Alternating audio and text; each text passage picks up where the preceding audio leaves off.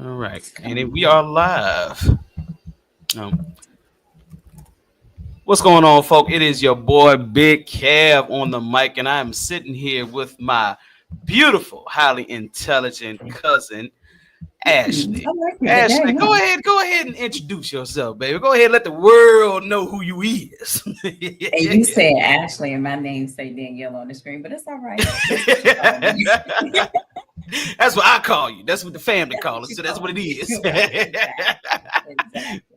Yeah, but go ahead and So introduce yourself real what's quick. going on? So as you just heard, it's Ashley Danielle. The family calls me Ashley. I go by Danielle for the public, but you call me whatever you want to call me. You might like me, you might not. It's gonna be okay. So I ain't everybody cup of tea and I'm okay with it. All right. Go ahead and go to that messenger real quick and I see you. I share that with see whoever you got to share it with. But yeah, so we got on a topic the other day where we were talking while I was at work and you was at work, and we just got to talking about black hair. You know what I'm saying, and black women's hair in particular. We had talked about Michelle Obama. Stating that black women straighten their hair to make white people more comfortable. And of course, your cousin is so ignorant to this fact because I'm a black man and I ain't got no hair. So you know what I'm saying? But I do have a beard, but I never got any judgment from the beard. Of course, I ain't never worked in corporate America either. So or either had the you. American eye on as Michelle Obama had. So you taught me some things, on that conversation. So what we're gonna do before we start the conversation, we're gonna let the people see what Michelle Obama said, and we're gonna break it down from that. All right, just a Okay. second here. Let me go ahead and get this broken down real quick. Because, like I said, it was just a big conversation, and it's been a popular conversation as well amongst people. So that's the reason why I really Yes. wanted to jump on it. You know what I'm saying? So we're going to go to the clip real quick. Just a second. Here we go. About it. Let me explain something to white people. Our hair comes out of our head naturally in a curly pattern. So when we're straightening it to follow your beauty standards, we are trapped by the straightness. That's why so many of us can't swim and away from the water. People won't go to the gym because we're trying to keep our hair straight for y'all. It is exhausting and it's so expensive and it takes up so much time. Braids are for y'all so we can work harder and focus on the work. So why do we need an an act of law to tell white folks to get out of our hair? Don't tell me how to wear my hair. Don't wonder about it. Don't wonder about it. Don't touch it. Don't touch it. Just don't. Touch it. I've heard so many black women express that these people want to touch y'all's hair. And so I Touch was it. like, they want to touch your hair? I was like, what kind of crazy Mhm. shit is that? That don't even make no damn sense to want to actually touch somebody's hair. So Mhm. break it down in what she's saying, because to me, I didn't get it. I said, that just don't make any sense. In the year 2025, I can't believe that black women have to present their hair in a certain way to be accepted in corporate America or government for that matter. Go ahead and break it down and tell me exactly what you feel about this. Well, so we will say, I'm a victim of it, right? Okay. Um, you know me all our life. Literally a few months older than you. Mm-hmm. So went from what, I always had, well, I was bald headed first, y'all. I was born bald headed, looked just like him. Okay. Then one day had some hair. It was just too much hair for the people to handle. So my first experience with hair, I would never forget it. Had some long hair. I got pictures, I'll show them to y'all. Hair came to the middle of my back. My family decided that they wanted to relax the hair. Because what? We was born in the 80s. So you conform to we had to do what was shown on television. And that's what I said in my cousin's comments on the post that he made. Straight was right. You had to have that straight hair. So for me, they bought one box of relaxer and it wasn't enough. So I had to sit with the relaxer in my hair when they went across the street Mm-hmm. to get another relaxer at the age of 5. So I had 2 boxes of relaxer in my hair. Anyone knows, but we don't call it relax. We call it perm or press, whatever they call it. Mhm. Put my head up. That's what I'm gonna tell you. So, but that was that. Made it past there. Went through life. Came up to where an adult was jealous of my hair. Still a child, and she overprocessed my hair. Supposed to be my mom's friend. She wasn't a friend. Overprocessed my hair because she was jealous of the hair. Okay? So then I had to get a bob, and then when I had to get a bob, they called me too grown. Well, y'all messed my hair up, so I had to get it cut. And the lady couldn't cut it and try to keep some length, so I got a bob. I don't know what age I was walking around with a bob, but that wasn't right. Right. So then I get a little older, and still got relaxers, but I didn't really need it. And my cousin started to do my hair, so it was one of those things where we did a relaxer maybe every 8 months. Right. But I would straighten my hair, but it wasn't even beneficial because my hair always went back to this curly state. So finally one time I was just like, you know what? I'm gonna just leave my hair as it is, because no matter how many times I relaxed it, it's still, they called me Curly Sue. It just still curled up. But I can tell you that there was a time when I worked for a company, a major retail company. We ain't gonna say their name because I don't want to put them on blast.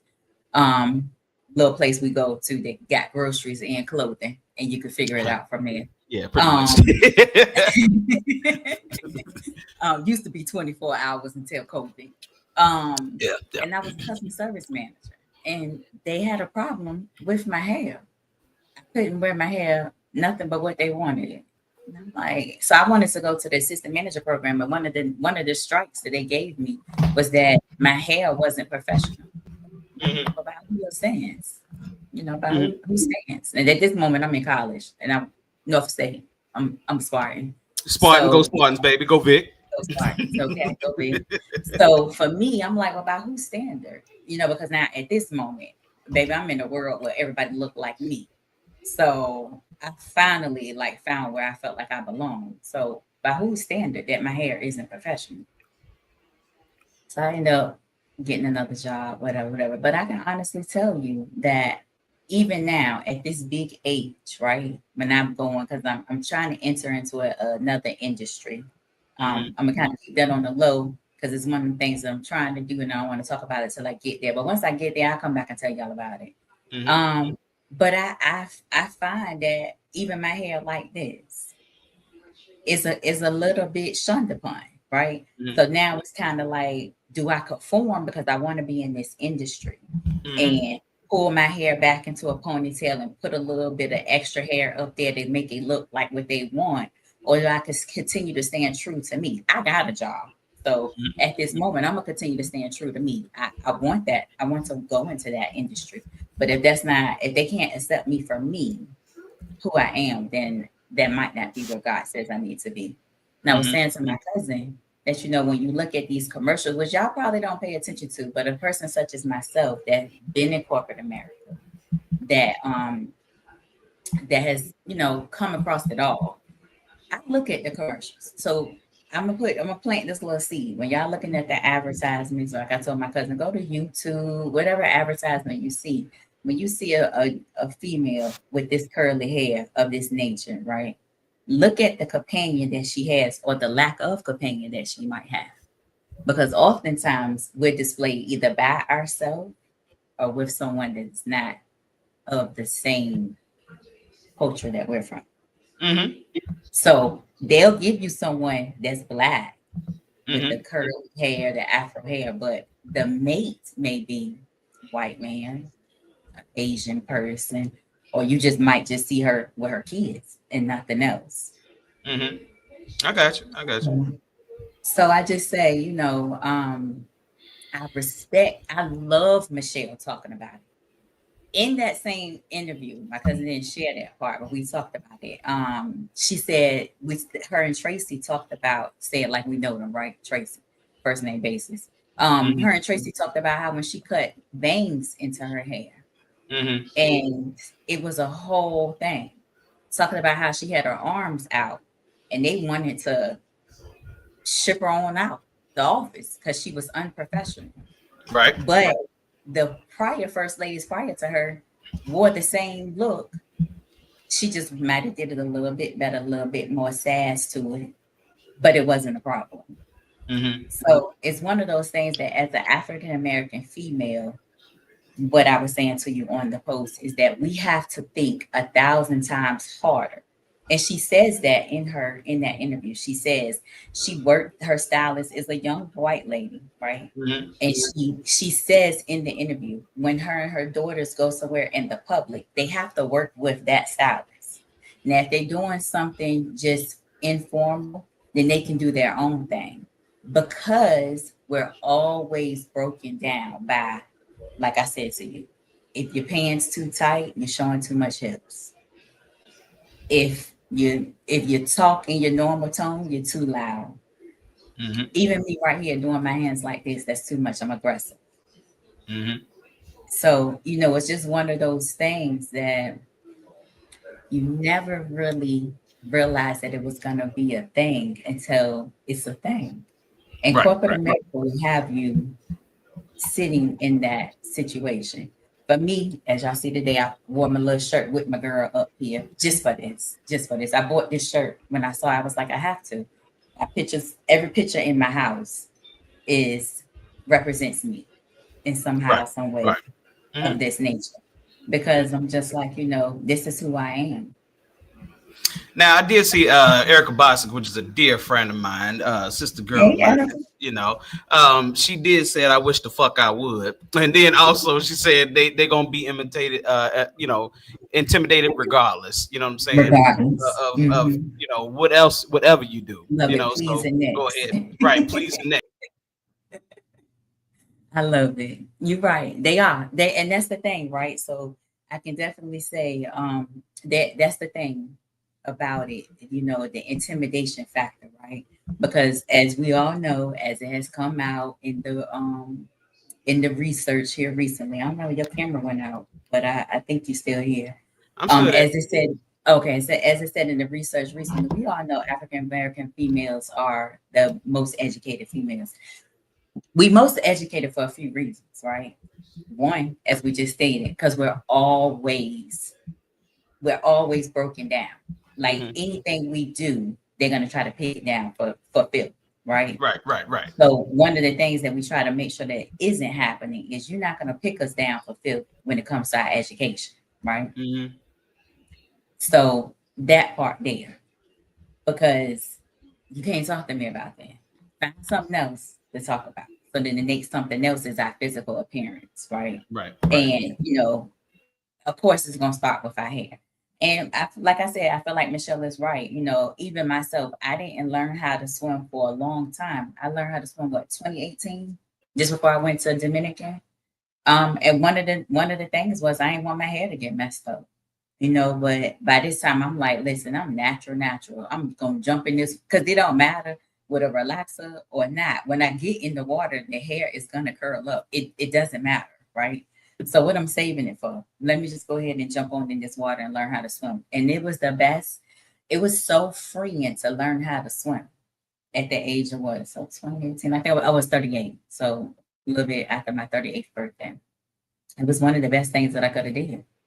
Mm-hmm. Okay. All right. So I'm definitely having some daggone technical difficulties over here. First time for everything, right? First time for everything. Yeah. First time for everything. So we try to get this stuff straight over here. But anyway, when I talk to people about this, because I've talked to quite a few individuals, quite a few females, about this whole thing. Mm-hmm. Some of them say that they've been through this. Some of them say that they have not been through this. Erica, I hope I can tell a little bit about her business. She's in the medical field. So I'm thinking that, her being in the medical field is a little bit different. You know what I'm saying? Because it's not, you would say it would be the same thing. Mm-hmm. Okay. Now, what I will say is that, and that Erica can speak to it because she's in the medical field. I'm in the healthcare industry, but I work from home, right? So for me, because I do work from home, I don't interact with the people, right? Right. But there's this one doctor on Instagram. She's on TikTok. I love her. When I tell you I love her, her. Young girl. She is definitely she's an OBGYN. So with all the stuff that's been happening with the hospitals and the Black moms getting rejected, she has been speaking out about that as well. But one thing I can tell you about her is that she is 1000% herself, right? Mm-hmm. It's all about her and her blackness. And that's why she says she entered into that industry, because she wants to service people that look like her, and help prevent all of the disparities that comes with the healthcare industry, the medical industry, that comes along with being a Black female. Mm-hmm. Because like with the two ladies that we've seen recently, I'm not sure how if you saw them, but recently it's been two moms that was rejected or sent home, or et cetera, mistreated while they was getting ready to go, while they were in active labor. Mm-hmm. But the honesty is, oftentimes an African American female is less likely to receive the proper medical treatment compared to someone else in the same situation, based on their race. Yeah, I did see some crazy stuff on the news about a woman being wheeled out of a hospital because they said the centimeters in her, she was on 3 centimeters, and the baby came 8 minutes after that in the car. In a car. So they kicked out a Black woman because they said that she wasn't right on her centimeters. I don't know what centimeters they talking about. I ain't no medical professional or anything. Like, what centimeters is they talking about? Well, you have a baby, so your wife went to 10 centimeters. I don't know unless she had a C-section, but no, she had natural birth. Yeah. Okay, so then she went to 10 centimeters. So if she was at 3 centimeters, but this wasn't this mom's first baby, so it's always a different thing, right? So oftentimes with the second baby, the baby comes a lot faster. So just because I'm at 3 centimeters and don't mean that I ain't achieved where you wanted me to achieve within that 1 hour. This is my second birth or third birth or whatever it is. Okay. This thing gonna move a lot faster probably than the first one. Now the first one you might be a little bit long. Maybe not, right? Just you can't predict that. Nobody has really control over that. But the fact that they wheeled her out, man, they showed the video of her being wheeled out of a damn hospital. And I was sitting here like, they can do that? I didn't even know that was something that they could do. You know what I'm saying? I was dumbfounded. She actually did an interview. I guess you might not have seen it. I'll send it to you. She did a post interview. And the nurse, it seems like for me, because we wasn't there, right? But it seems like for me, the nurse never actually went to the doctor. Like, she just was like, oh, you haven't moved in an hour. You're still at 3 centimeters. So we're going to send you home. Now, I can tell you, I experienced that with Sanaa. My first time going to the hospital was 4th of July. And I was on 2 centimeters. Okay. I ain't going nowhere. 2 centimeters. All right, cool. When I made it to the doctor, my doctor checked me. Boom. She was like, well, you'll be having this baby today. And she was right. That was a Thursday. I walked in on a Thursday. She was going on an early Friday morning. But yeah. Okay. All right. So we're gonna go back. We didn't got off subject already. So let's get back to the hair. Let's get back to that. So when it comes to hair, what you hear from a lot of brothers, is they say that Black women wear their hair straight because they don't love themselves and they don't love their hair texture. Is there any truth to that? I'm gonna tell you. That's a loaded question. So for the loaded answer, no, we love ourselves, right? But again, oftentimes to get ahead to where we have to go, oftentimes you gotta sometimes. Now, I can tell you in the movement now, with us, it is what it is. But back then, yeah, you had to straighten your hair if you felt like you wanted to. And like I said in your post that I put on, your comment that I put up, my comment I put on in your post, we still got universities, I ain't gonna say their names. We still got universities right here, right now, that say certain hairstyles are unprofessional, right? So they're teaching us that in our HBCU universities, because this university is an HBCU, right? So in our HBCU universities, where it's being said that this hair that comes out of our head is unprofessional in some professions, right? Which is why we need so many people that look like us to be in the top of those professions or at the hiring tables doing the hiring. So that we can embrace people that look like us and not shin us aside. No, we love ourselves, but at the same time, we still got to pay our bills, right? We still got to live. So we're going to get this job or this career, if they're telling, like I said, that industry, I shared it with you, what I'm talking about. I want it so bad to where I'm asking myself every night, when I get this next interview, am I gonna pull this hair back and what I'm saying, and gel it down so that they can't really see what it is, and et cetera, et cetera, to look more what they may want, right? Okay. Now what I'm gonna do is I'm gonna interrupt you a little bit on here because I want to present this clip from what's the daggone girl's name? I think this is daggone it. What is her name? Show me the clip. Let me see it. Yeah. You'll see when you see the white girl, you'll know who it is. Megyn Kelly. That's who it is. Megyn Kelly. Oh, Obama writing a new book on her special fashion, and sat down with People magazine and said the following in SOT 26. Here as women of color, that the way our hair naturally grows out of our head, it's beautiful. But if we struggle to make it look like the standard, that means we are spending thousands of hours and lots of money straightening out what is naturally curly hair, right? And that takes time out of your life. It costs money. Okay. So what she's saying is she's bitter because society's standard, her view, don't allow Black women to just walk around with their natural hair. That is bullshit. Black women can walk around with whatever hair they want. Only in Michelle Obama's warped mind do white people not like them unless their hair looks like white hair. And here's the other thing. The nerve of this woman to pretend that Black women are the only women who have to spend a bunch of time getting their natural hair to, quote, conform to these alleged society standards. Because virtually every woman I know, every woman spends a shit ton of time on her hair and wants it to look better than God made it. It's not a Black thing. It's a human thing, and it's especially a woman thing. But she's always reducing everything to race. Here's Michelle Obama. Okay.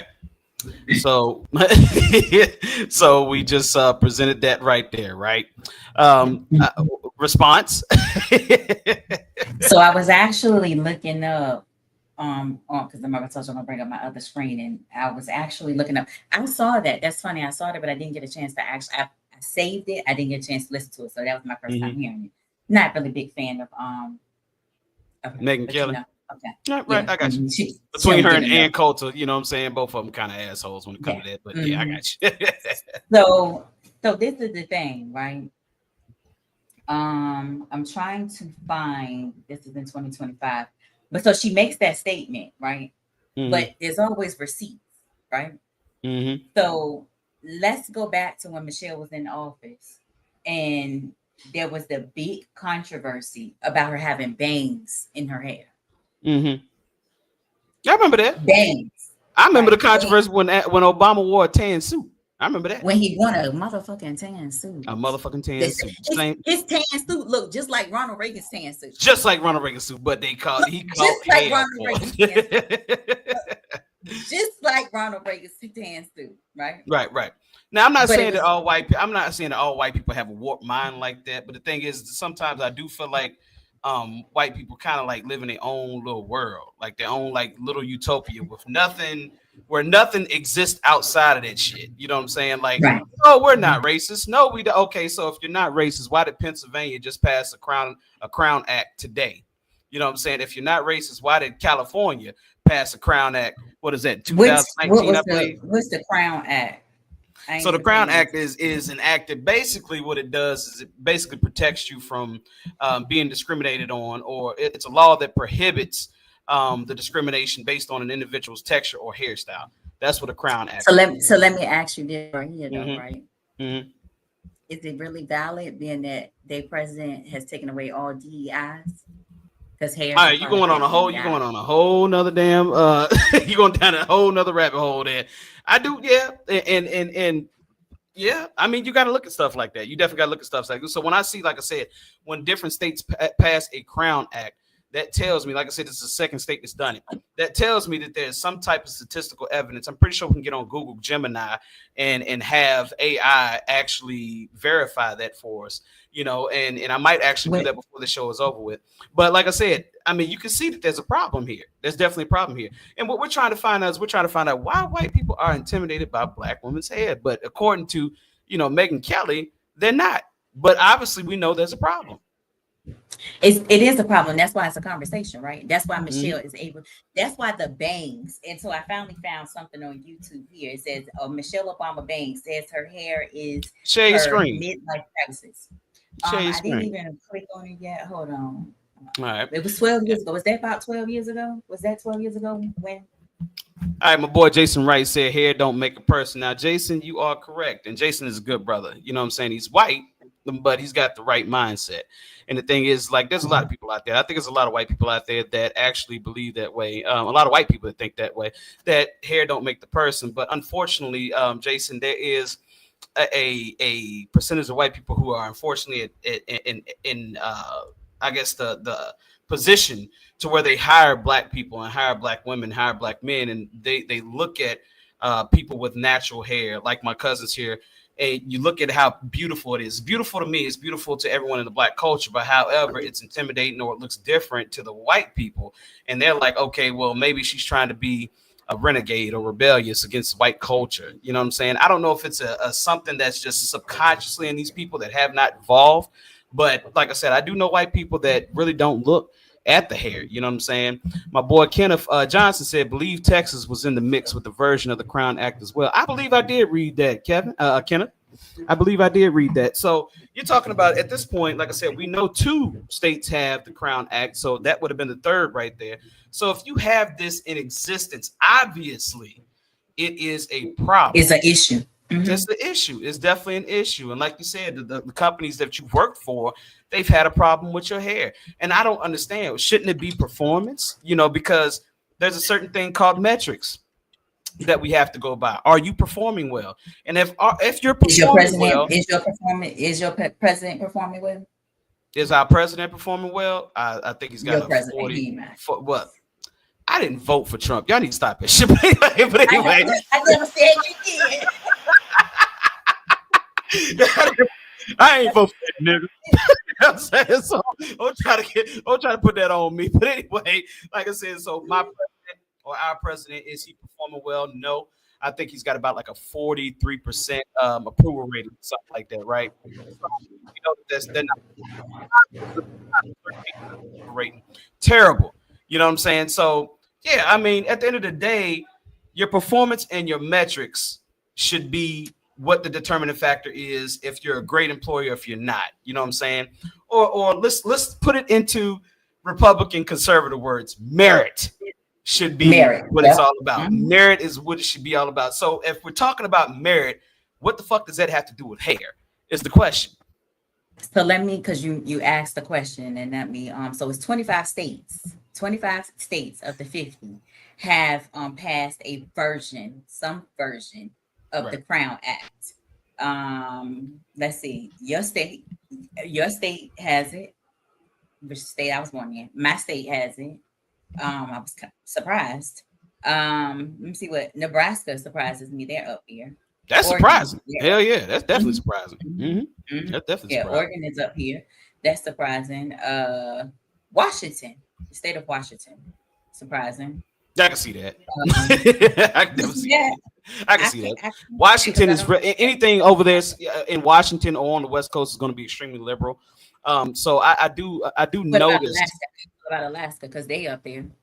Okay, Alaska. I don't know about Alaska. I really don't even know their political allegiance in Alaska. But you know, like I said, we can obviously see that it's a huge problem and it's unfortunate. So the thing that pisses me off about that whole thing is, being that we're in the year 2025, you have Black women, but not just Black women. I was talking to my a dear friend of mine, Titi Jallo, and she is around young Black girls every day.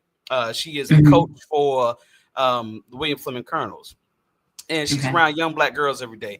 And she said that the young Black girls in 2025, felt the same damn way you guys felt who were born in 1980. And these kids were born, of course, in 2000s, you know what I'm saying, or a little later than 2000. So even after us having all this information at our fingertips, all this information, our young Black girls today still have an inferiority complex about their hair. That's crazy. And because you got to think about who raised them. They mamas. Who raised them? Exactly. So for a prime example, right? I'm glad you said that. And I'm gonna tell you, I always say, like, with my little cousin, niece is what I call her. Mm-hmm. I love how y'all make sure her hair is what it is, right? But think about it, right? Their parents raised them, and their parents are us. And we came up through the time where straight was right? So we have these complex. And I ain't even gonna front, I got a 21-year-old, and sometimes I have to say to her, girl. But then I think about it, right? And I'm like, you know what? I did that. I done had the pink, I done had the blue, I done had the this, I done had the that, right? Mm-hmm. So sometimes now I might say it to her, like, that's what you wanted to do, you know, on a low. But I'm gonna still support it. Mm-hmm.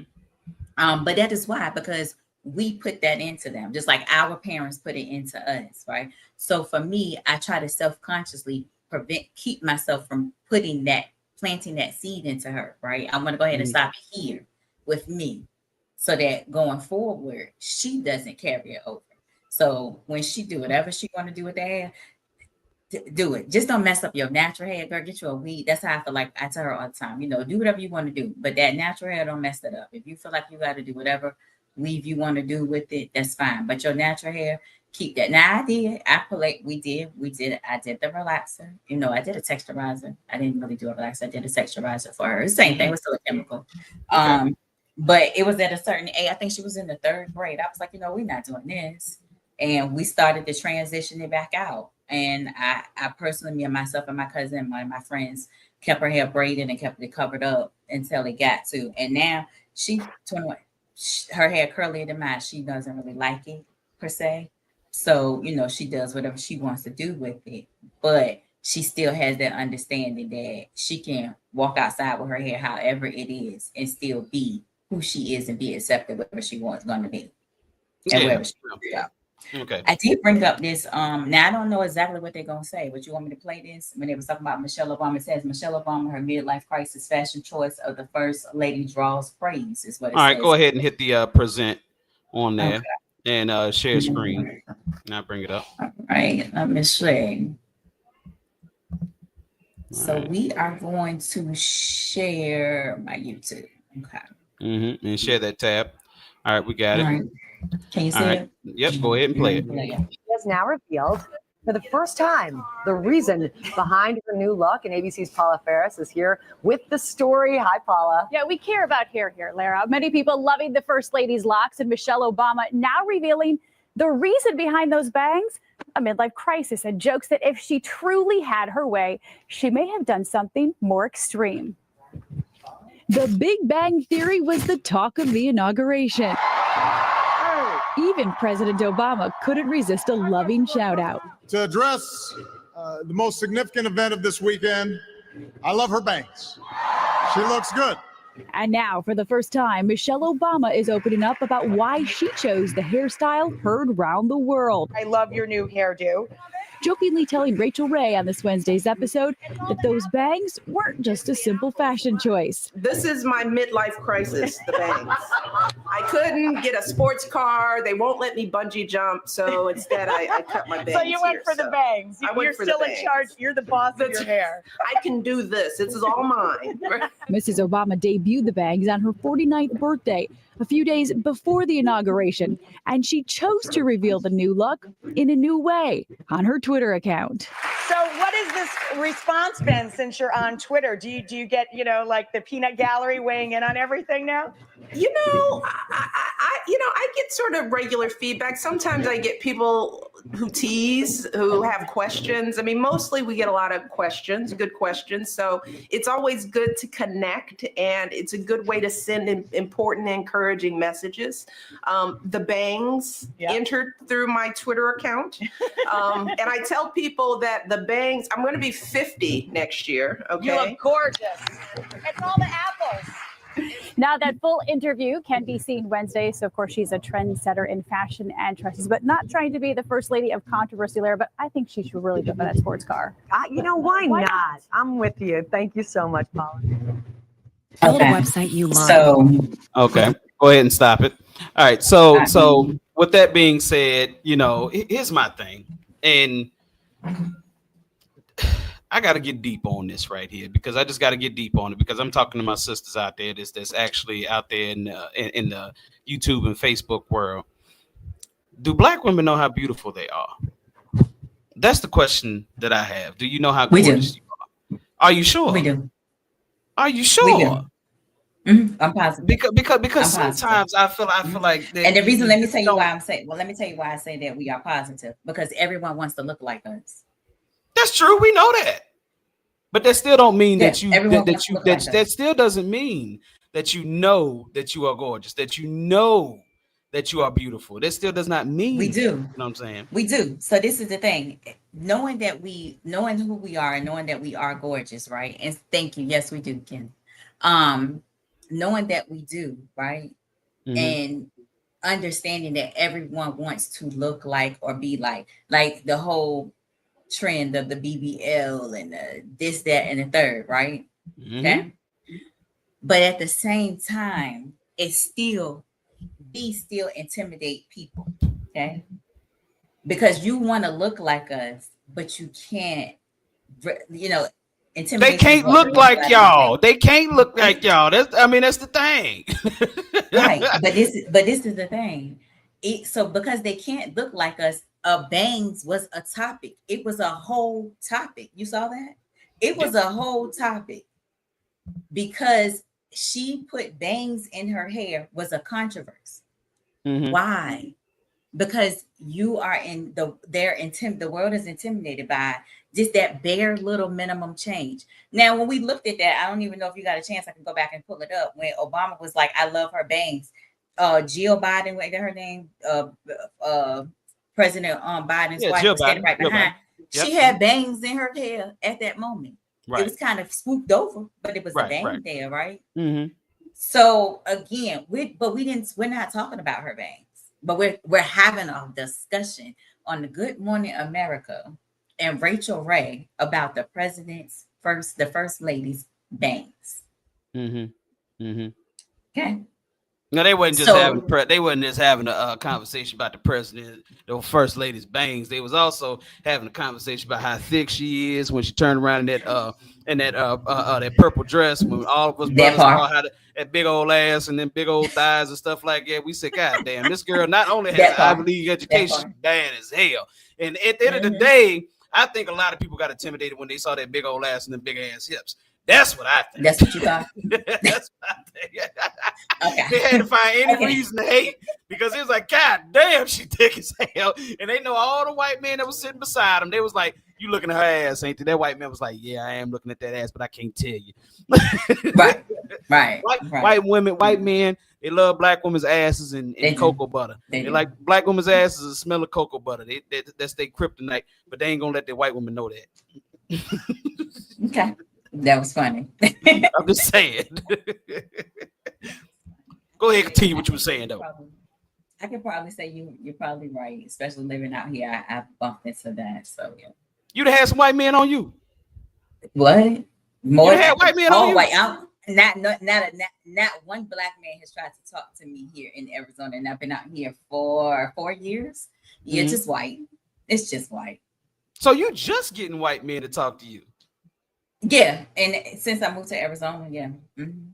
Okay, I got you. I mean, white men love black women. White men. I got a boy JJ, and he got a black woman, pretty black woman, and he loves his black woman. So yeah, I get it. I understand it. If we even go back to the days of the unfortunate events of slavery, there was always those moments where that white man would sneak out to the big house, go out there to the cabin, and Well, I look the way I look, huh? There you go. You know, girl, you ain't light skinned because of massa. You light skinned because of mama and whoever she is. That's what that is. The daddy is half. My daddy is half. Okay, I got you. But like I said, so I think that's where all that stuff is coming, because when you look at let's say the biggest fashion moguls who are white, Kim Kardashian, and you look at the adjustments that she's making to her body, you look at the adjustments that she's making to her lips, full lips.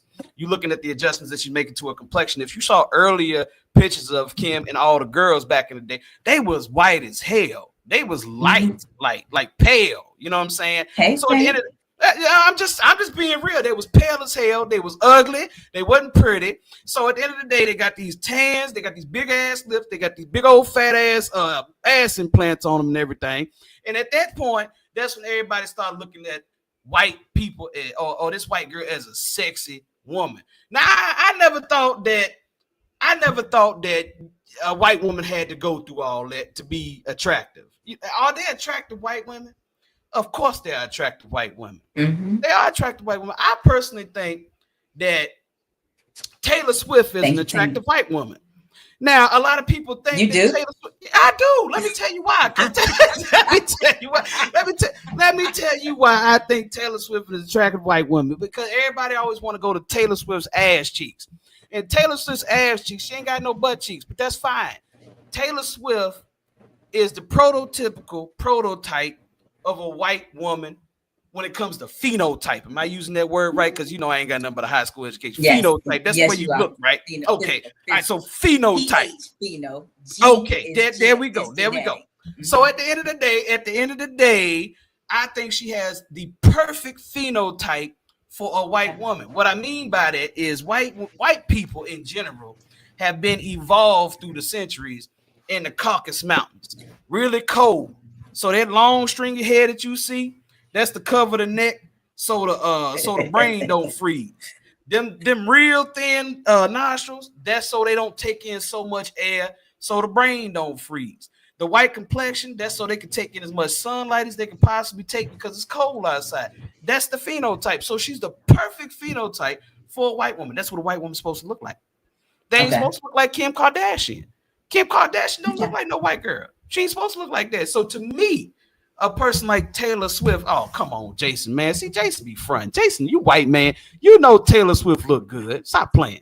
This man said you're talking about Taylor Swift don't look good. No, not Taylor. Yeah. Taylor look good. That's why she got Kelsey. Because Taylor look good. Like her. Kelsey. Oh my God, Kelsey. Her and Kelsey about to get married. How Kelsey don't like her, cuz? Her and Kelsey about to get married. All his life, and he ain't now. He ain't now. He done found a prototypical phenotype white girl, and he done fell in love. But anyway, go ahead. You said you was meeting all them black men out there. No, I never said that. You never. I mean, not black men, white men out there. You was out there meeting all them white men out there. Yes, thank you, T. But yeah, so yeah, no, I have oh my God, I have yet to meet any black men. It's just been all white. You see this response? No, what? Two skin, no tits. You see how the white man knew his white woman. Yeah. Okay, so based on what you just said, if you want to describe her in that manner right there, then I can say, okay, I can feel you. Okay, if that's how you breaking it down. Okay, I ain't going all into that detail with her. To me, when I look at her, I mean, I see that yes, she has a pretty face, etc. But for me, she's not. Let me tell you who I feel like is beautiful. White girl. White. Mm-hmm. All right, let me know. Julia Roberts. Julia Roberts. Let me look her up. Go ahead, know Julia Roberts, Pretty Woman.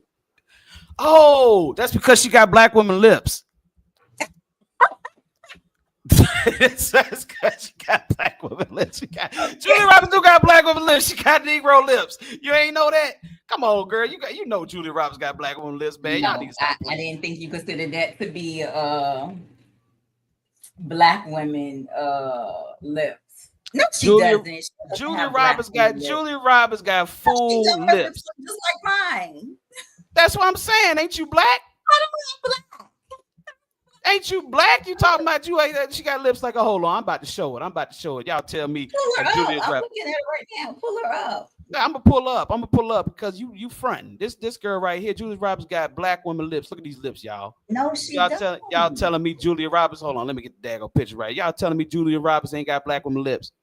Them don't look like black woman lips, y'all. That don't look like no normal white woman lips. She got black woman lips. That's the reason why you say So you feel like because I said she got because her lips is what make me feel like she's pretty. I just feel like her whole look is beautiful. Okay, I got you. All right, but go ahead. What you were saying? So yeah, no, I was just saying. So when you break it down like that, okay, I guess if that's how you feel about Taylor. That's cool. All right. To me, no. I don't see it. And I'm glad, Jason, thanks. Yeah, I don't see it. I'm not even looking at all of the features, right? Just to me in general, I just like, oh, okay. Yeah, no, she's not it. But I mean, she seems like to be a nice person. So maybe her personality will win you over. Okay. You know who I think was a cute little white girl back in the day? It was just back in the day. I don't know how she looked now. But Julia Stiles. Julia Stiles from what's that? Save the Last Dance. Because what did she have? What she got? What did she have?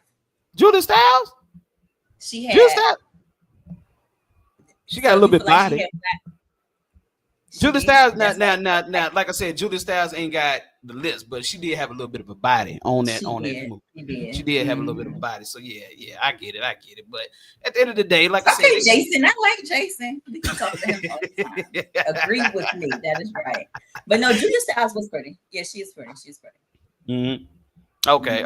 Look. Even Kenneth Johnson said the same thing. Booty. You got that? She got that. Oh yeah. She was bad. She definitely had I don't know what she looks like now, shape wise, but she did. I feel like she was probably one of the first white women that I can say, oh, she got a good butt. Yeah, she got a nice little butt, and then she had some rhythm too. And that's the thing, she had rhythm. When she got up on that table, started dancing to Biggie, then everybody, I was like, oh my God, this little white girl can fucking dance. This is crazy as hell. Like this, it was a different scene for us. We had never seen a white girl like that. So yeah, I see that. I definitely see that. Yeah.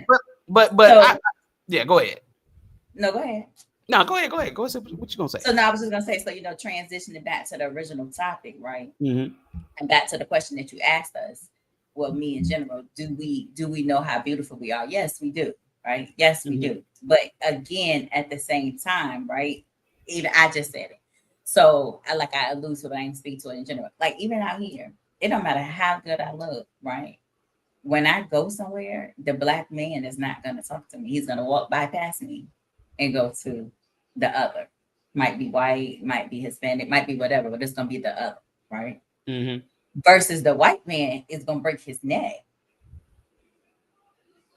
to and I told you what happened to me when I went out Super Bowl Sunday. That Super Bowl with the Super Bowl was here in Arizona.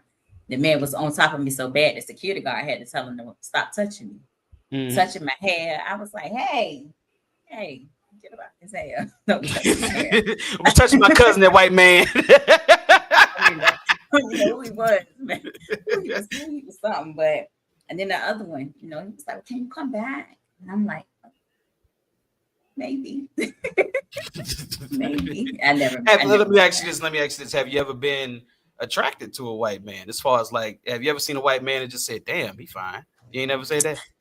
One of the superstars, it's a baseball one. I don't know his name, but he comes, Chad, if I could just catch him when he was in the Diamond, at the Diamondbacks Arena boat, I might have jumped, but I've never, let me say, because I probably ain't looking. So let's say that, right? Mm-hmm. So I will say that. But no, I have never personally been outside with a regular average Joe white person, white male, and like, oh yeah, he's nice looking. And again, probably because I'm not looking.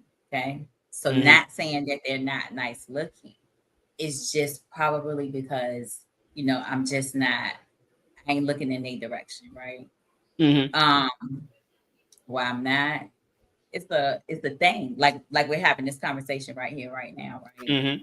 One of my things is I'm always concerned that somebody, maybe not right there, but someone, next door in the family gonna call me that N word, and I'm just gonna be in the 3 hots in the cot.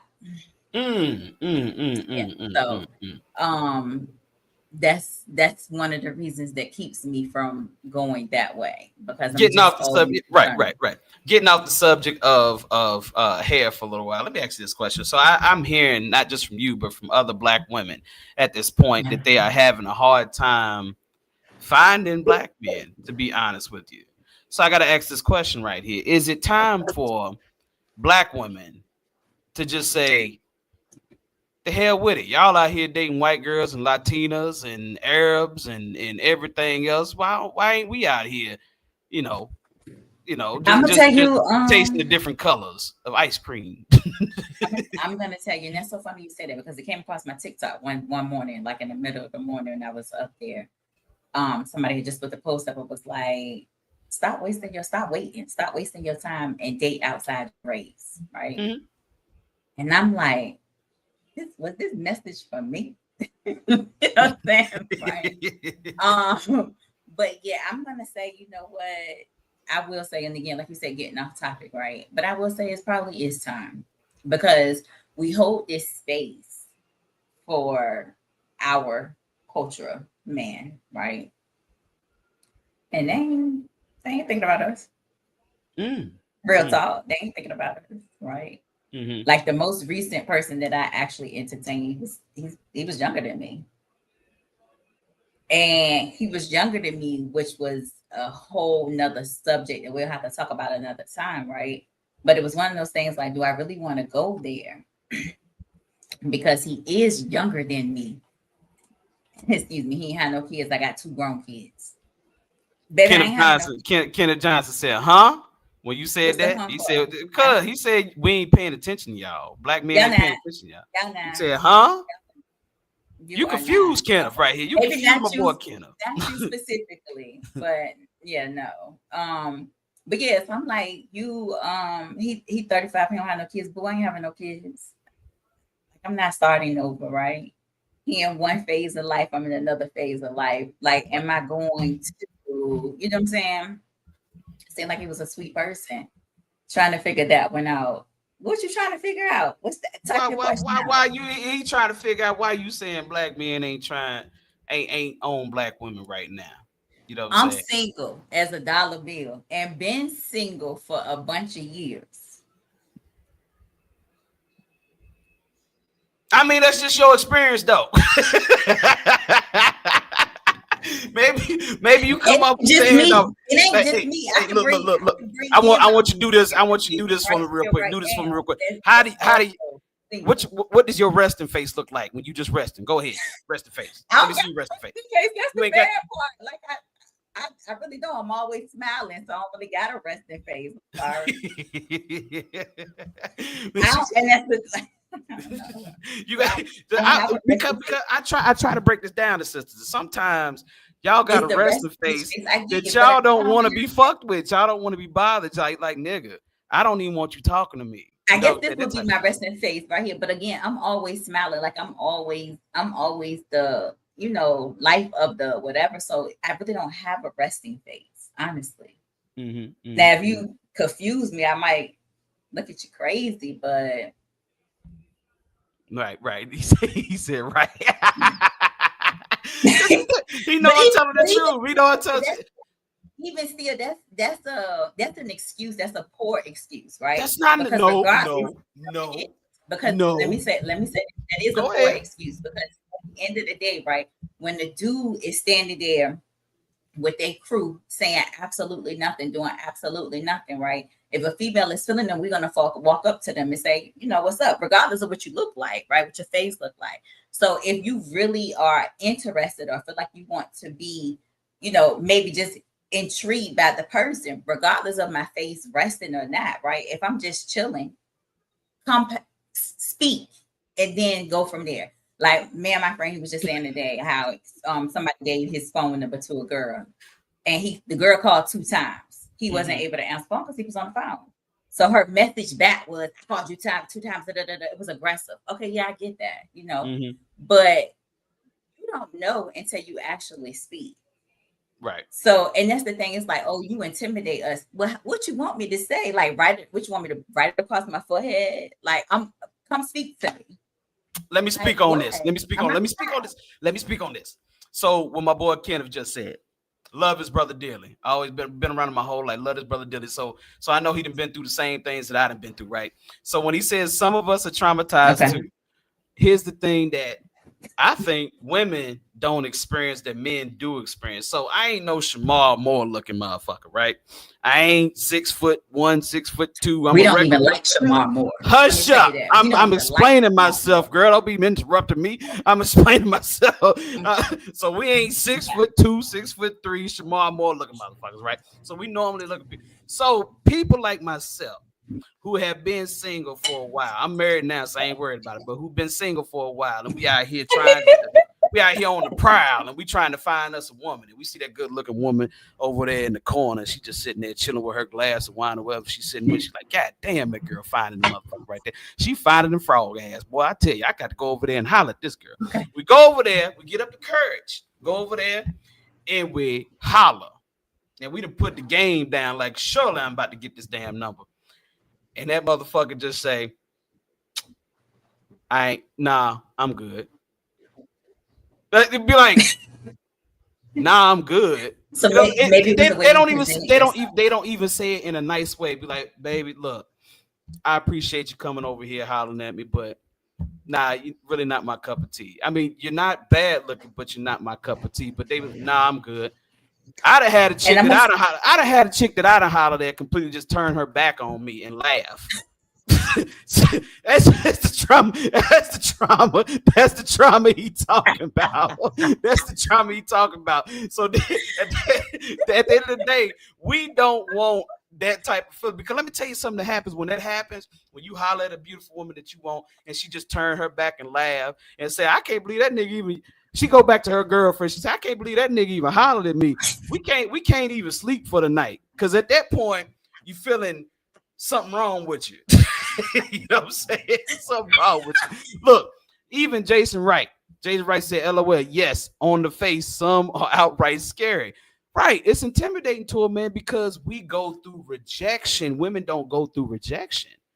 We do go rejection. I just told you. I just gave you my rejection. You just diminished it and minimized it and said that I don't deal with rejection.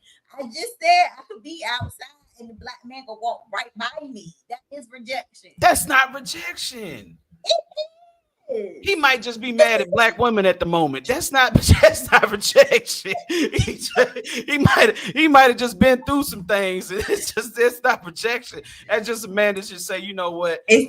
It's the same thing, boo. It's the same thing. It's indirect. Okay. Yours was just direct. That's indirect. It's the same thing. Which one you think is worse? A girl telling you turning the back. The indirect is worse. Indirect is worse because let me tell you why indirect is worse. Mm-hmm. Wait a minute, they carting off the damn the coach. It just so happened to be on my TV. Okay. But the indirect is worse because they carting off the ref. I'm sorry. Indirect is worse, right? Because at the I'm a football here. I'm sorry. At the end of the day, you left trying to figure out, right? What the hell? Where with you, she at least gave you something, right? Right. With us, it's just she at least gave me some. She laughed at me in front of her friends and was like, I can't believe that nigga even hollered at me. You might have needed to try again. Man. But I'm gonna tell you, I haven't done that. But what I will tell you is like on this online dating, right? Let me tell you this. And again, I know we got off topic, but just to answer you. It has been somebody that has tried to talk to me on the online dating thing before. And I'm like, out of all these pictures that I put up here, you thought you was eligible? You thought you was on the level? That's that bullshit. See, that's that bullshit. That's exactly what I'm talking about. You see, that's why men out here hurt. This is the reason why the red pill community exists, because y'all women have done a job on us men. No, it's y'all. It's y'all. Yeah, it's okay. I got you. See, Jason, look, Jason, being told you're too fat or not told tall enough. See, tall enough. We get the same thing. I'm a smooth 180. Hold on, don't call my name like I changed my name. I'm a smooth 180.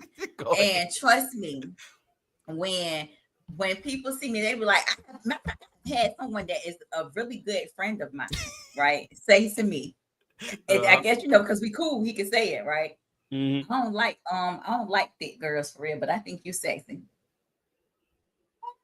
That's a compliment. I'm like, no, he was like, no, I said thick. He didn't say thick. I'm trying to be nice for the community. Oh, he said he don't like fat girls. He said he don't like fat girls. Right. But I think that's still a compliment though, because he said he don't like fat girls, but you sexy. I really feel like I'm fat. Like I feel like my stuff all well put together, to get my stomach need to be toned up a little bit. But baby, when I put these clothes on, boo, you can't even really see that stomach if it's done right. But hey, but look, I'm gonna take that same thing that you just said, and I'm gonna put it to a woman saying it to me. There was a girl that I used to have a little bit of crush on back in the day named Javonda. She was a bad motherfucker. And I remember, why you guys their name? Oh yeah, I shouldn't have did that. But anyway, I'm drinking a little bit, so I'd be forgetting. But anyway, me and my boy Dyke, we used to go over her house all the time and chill and everything. Bad girl, you know what I'm saying? And I remember one night she said that to me. She's like, Kevin, you funny as hell. I like your personality. I really don't dig fat niggas like that, but I'm kind of attracted to you. And I felt good about that. See, you felt bad about that, but I felt good about that because I was like, damn, that's kind of cool. She said that because she was just saying, I regularly fuck with niggas in shape, but you a fat nigga. But at the end of the day, I give you some play because you just got a dope ass personality. I think the reason why my wife is with me is because of my personality. I can make her laugh. You know what I'm saying? So at the end of the day, making her laugh is a plus. It is. It actually is, definitely. Yeah, Jason said, "Nah, women way more harsh. They are, Jason. She don't get it. She always no, we not pretty her whole life, Jason. She don't know shit." Thank you. And I'm telling you, I do. You asking me if I'm telling you from a woman's perspective. I'm single. I've been single for a whole bunch of years, boo. You playing hard to get. That's I don't think that's what it is, baby. I promise you, I don't think that's what it is. I promise you, I don't think that's what it is. I promise you, I don't think that's what it is. What you think it is then? Because you look good. What you think it is? Why you think black men I just told you. Baby. Juice was telling her she was fine to tell without being supposed to. No. No, that's not. Listen. No, so the person that made that statement, cold-blooded, he's actually married. He just was making the statement, just in general. Real good friend. So that's that. But I'm telling you, people don't even approach me. Like, honestly, I can't even tell you, boo. I don't know. Right. I got you. I mean, I do understand. Like I said, there was a woman that did a video a while back, and she was talking about these singles dating, speed dating things that they was going to. It was down in Charlotte. And she said that it was about 35 women showed up to the speed dating thing. To talk about one man. Two men to 32 women. Okay.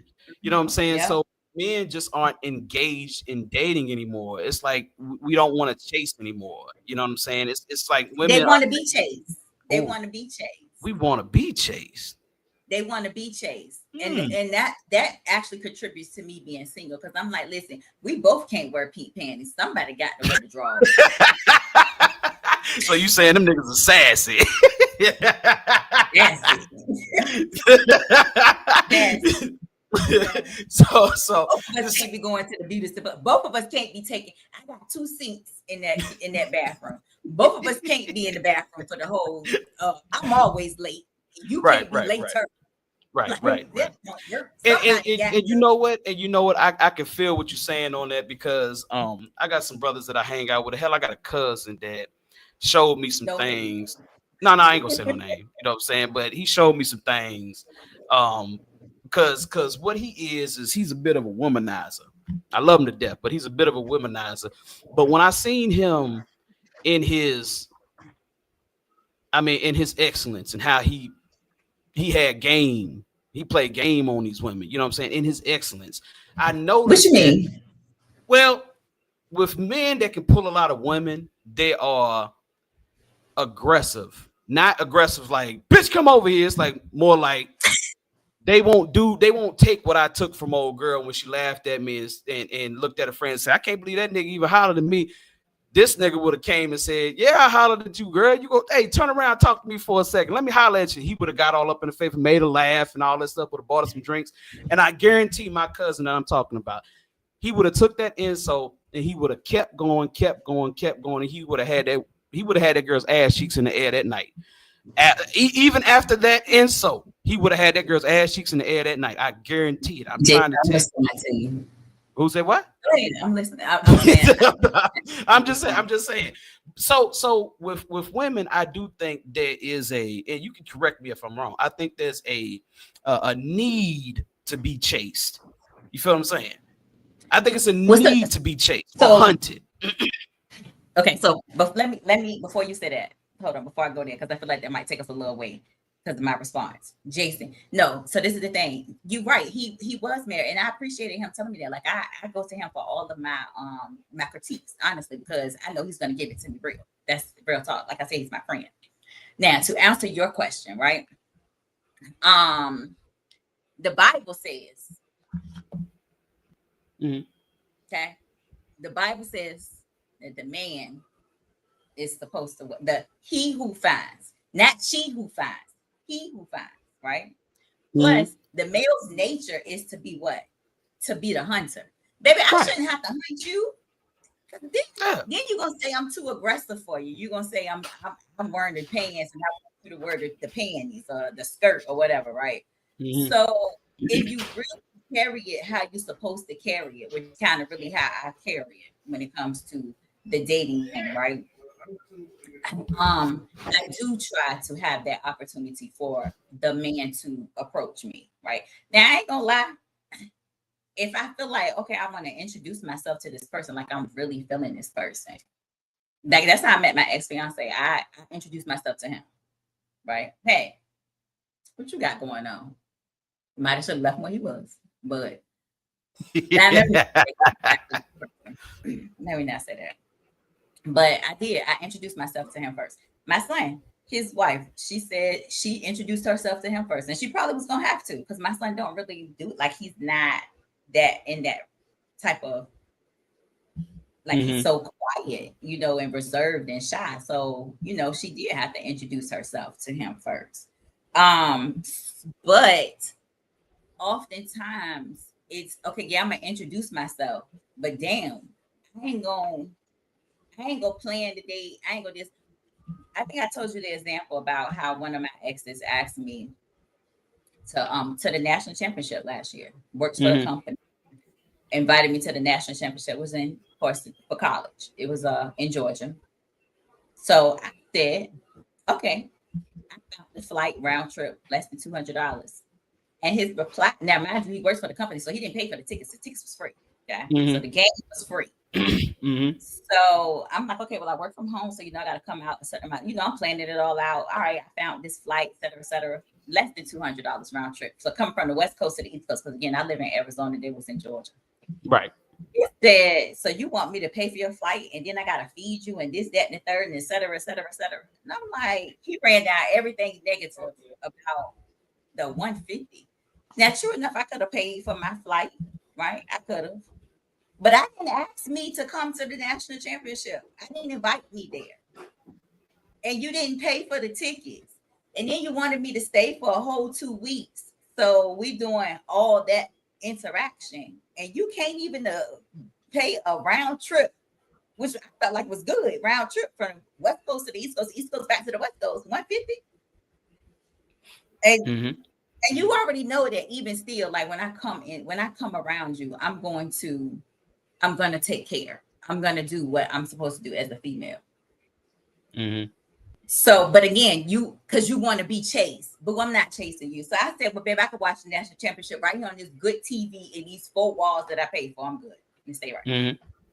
I got you. Jason Wright said it's 2020. Jason Wright said it's 2025. If women think someone is cute, hot, etc., they should be able to come up to you. The dude might be shy or tired of rejection. I agree. Right. Okay. But so this is the thing. So Jason, so this is the thing. When we come up to you and we approach you and you tired of rejection and we interact, right? And we move forward. At what point do you take over in the male standpoint, or do we always still got to continue to be the person that initiates everything? Because these men these days is sassy. And see Kenneth Johnson, he got the bullseye right there. He let because he agree. I get it. Hey, he agreed. And see, Kenneth, let me tell you something about Kenneth, man. Kenneth is the smoothest nigga that you ever meet in your life. Kenneth, when you used to go over his crib, that motherfucker had about 200 pair of shoes, about 300 outfits. Always kept that nigga never had a bad edge up. I don't know if he's still like that, but he ain't never had a bad edge up. He always pulled women and everything. So I'm saying that Kenneth as a good looking man, clean cut brother that always was a player. He obviously got a whole lot of rejections too. See what I'm saying? Y'all did a number on us men. Now we here later on in life, and now y'all women can't get chased no more because y'all done so much hurting. Y'all done hurt us a whole lot. I'm sorry. So can we just say we? And maybe in 2026 that might be what we need to focus on. I'm sorry, y'all. My allergies a little bit bad out here. Did you see that it hailed so bad out here in Arizona? They trying to call it snow a little bit. Why are you changing the damn subject, man? We talking about men and men being hurt. Let me ask you this. 2026, right? Let me ask you this. Do you think 2026 that maybe we should try to focus on bringing it back to what it used to be, right? And maybe putting down a little bit of the guard that we have, right? Right. And giving an opportunity to meet and greet people. Because what it really is that, like you just said, y'all been rejected, we've been rejected. So now we y'all ain't been rejected, man. You on some bullshit with that. Y'all ain't been rejected. So, that's not rejection. That's just a man not speaking. That's not rejection. So what you saying in the year 20? So what you saying after the New Year's in 2026? Men supposed to still walk up to pretty women such as yourself and get called I can't believe you even over here hollering at me, you fat nigga. Get on away from me. You know let's not just say pretty women. Just say women in general. Let's not get stuck on the look. Now that I'm married and older, I don't care. I'll talk to anyone. Right. Mm-hmm. Right. Okay. Yeah. Okay. Look, Kenneth said, niggas' knees hurt. Chase. No. No. Right. All right. What Jason say? Jason said, now that I'm married and older, I can care a little. I can care a little talk. In high school, I was shy as hell. Right. So I would say this about my wife.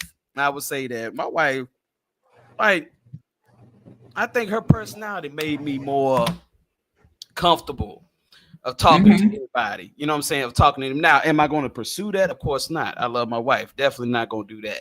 But what I'm saying is, let's say that if there were a doomsday scenario to where we got a divorce or something like that, I wouldn't have a problem talking to any woman now. I wouldn't have a problem. I don't think you should even get a divorce because this is the thing. I said doomsday scenario. I don't see you with no. I don't see you, and I've been with you all your life. I don't see you with anybody else. So. Oh yeah, Beth is my baby. So definitely, I get that. But yeah, but see, that's it. And I understand what you're saying too. Women like to be chased, you like to be hunted, and you feel like it's not even that we like to be chased. Let's not get that. We just like, because this is the thing. I know that if you sassy, right, then I don't like that. Like, I don't want to feel like I'm in competition with you. Mm-hmm. On who gonna be catered to the most. Mm-hmm. I just don't. Like, baby, I don't want to get out the car and pump my gas. But if you sassy, you expecting me to pump my gas. So I don't want that. I need my gas tank filled up every Sunday and Thursday. My car don't go nowhere. Right. I just need it filled up every Sunday and Thursday by my man. Okay. I don't want to deal with all that stuff. But at the same time, I'm gonna also keep that house clean, make sure that we eat right, et cetera, et cetera. Mhm. You know, I'm gonna do those things. And then we're gonna talk about whichever item works that we need to work. Like if you do something better than me, then that's not because like, okay, so back to the dude that invited me to the, like he's a chef. So you cook better than me because I ain't no chef, you know. So okay, you got it. That's your thing. You cook better than me. I'm not saying that I can't cook, you just cook better than me. So that's your thing. Maybe I handle finances better than you. That's my thing. You know, that's how you figure that out. But nowadays, these dudes nowadays is just like, oh, I mean, literally, it's just like, I want you to come pick me up. I can come pick you up. Lord have mercy. Y'all just so damn. Oh, I understand it's hard out here, but what I'm saying is in the year 2026, men have been hurt out here. Our self-esteems are low at this point. Can we say people? Don't just limit it to men. Okay, let's just say both. Well, let me ask you this question. Let me ask you this question because you said that I know people now that have now moved to dating the same. They have stopped dating men and started to entertain because it's so difficult. So you know women who have started dating women because trying to get a man is difficult. Damn, men got that bad out here. That's crazy. The men just they so sassy. You must. That's not what I'm gonna do. But shit, they sassy enough. Shit, they almost a caliber of a woman. So. Damn, that's bad right there. That's definitely bad. I can't believe that. That's insane right there. I mean, but like I said, it's something that I'm hearing a whole lot. There's a couple of podcasts that I watch, you know, where it's all women podcasts, whatever. And they talk about this all the time of how hard it is for a single woman out here to find a man. You know what I'm saying? And like I said, I think when they talk on these podcasts, they really don't have a male representative to tell them why it may be like that. You know what I'm saying? So you feel like it's our resting bitch face. So right here, this is my resting bitch face. His face right here says you can't approach me. I wouldn't approach you like that. No. No, I wouldn't approach you like that. I'd be like, nah, I ain't giving you shit. Define sassy. So sassy. So and I can only really like give you an example, right? Not really a true definition, okay? But so sassy. One time prior, I have had a dude that has said to me, well, you asked me, I might have said, hey, what you doing for the weekend? And they might have said, oh, I ain't doing nothing. So my favorite comedian, I'm gonna drop his name just because he just left Virginia last weekend. So I'm like, oh, you want to go to the Mojo concert? I mean, the Mojo Comedy Club show? And then his reply back, you paying? When you ask me, that's their thing. When you ask me, I asked you what you're doing for the weekend. Whoa, hold on. Time out. Flag on the play. Throw the damn flag. What's the flag? On the damn play. You just said that a man asked you to come out there.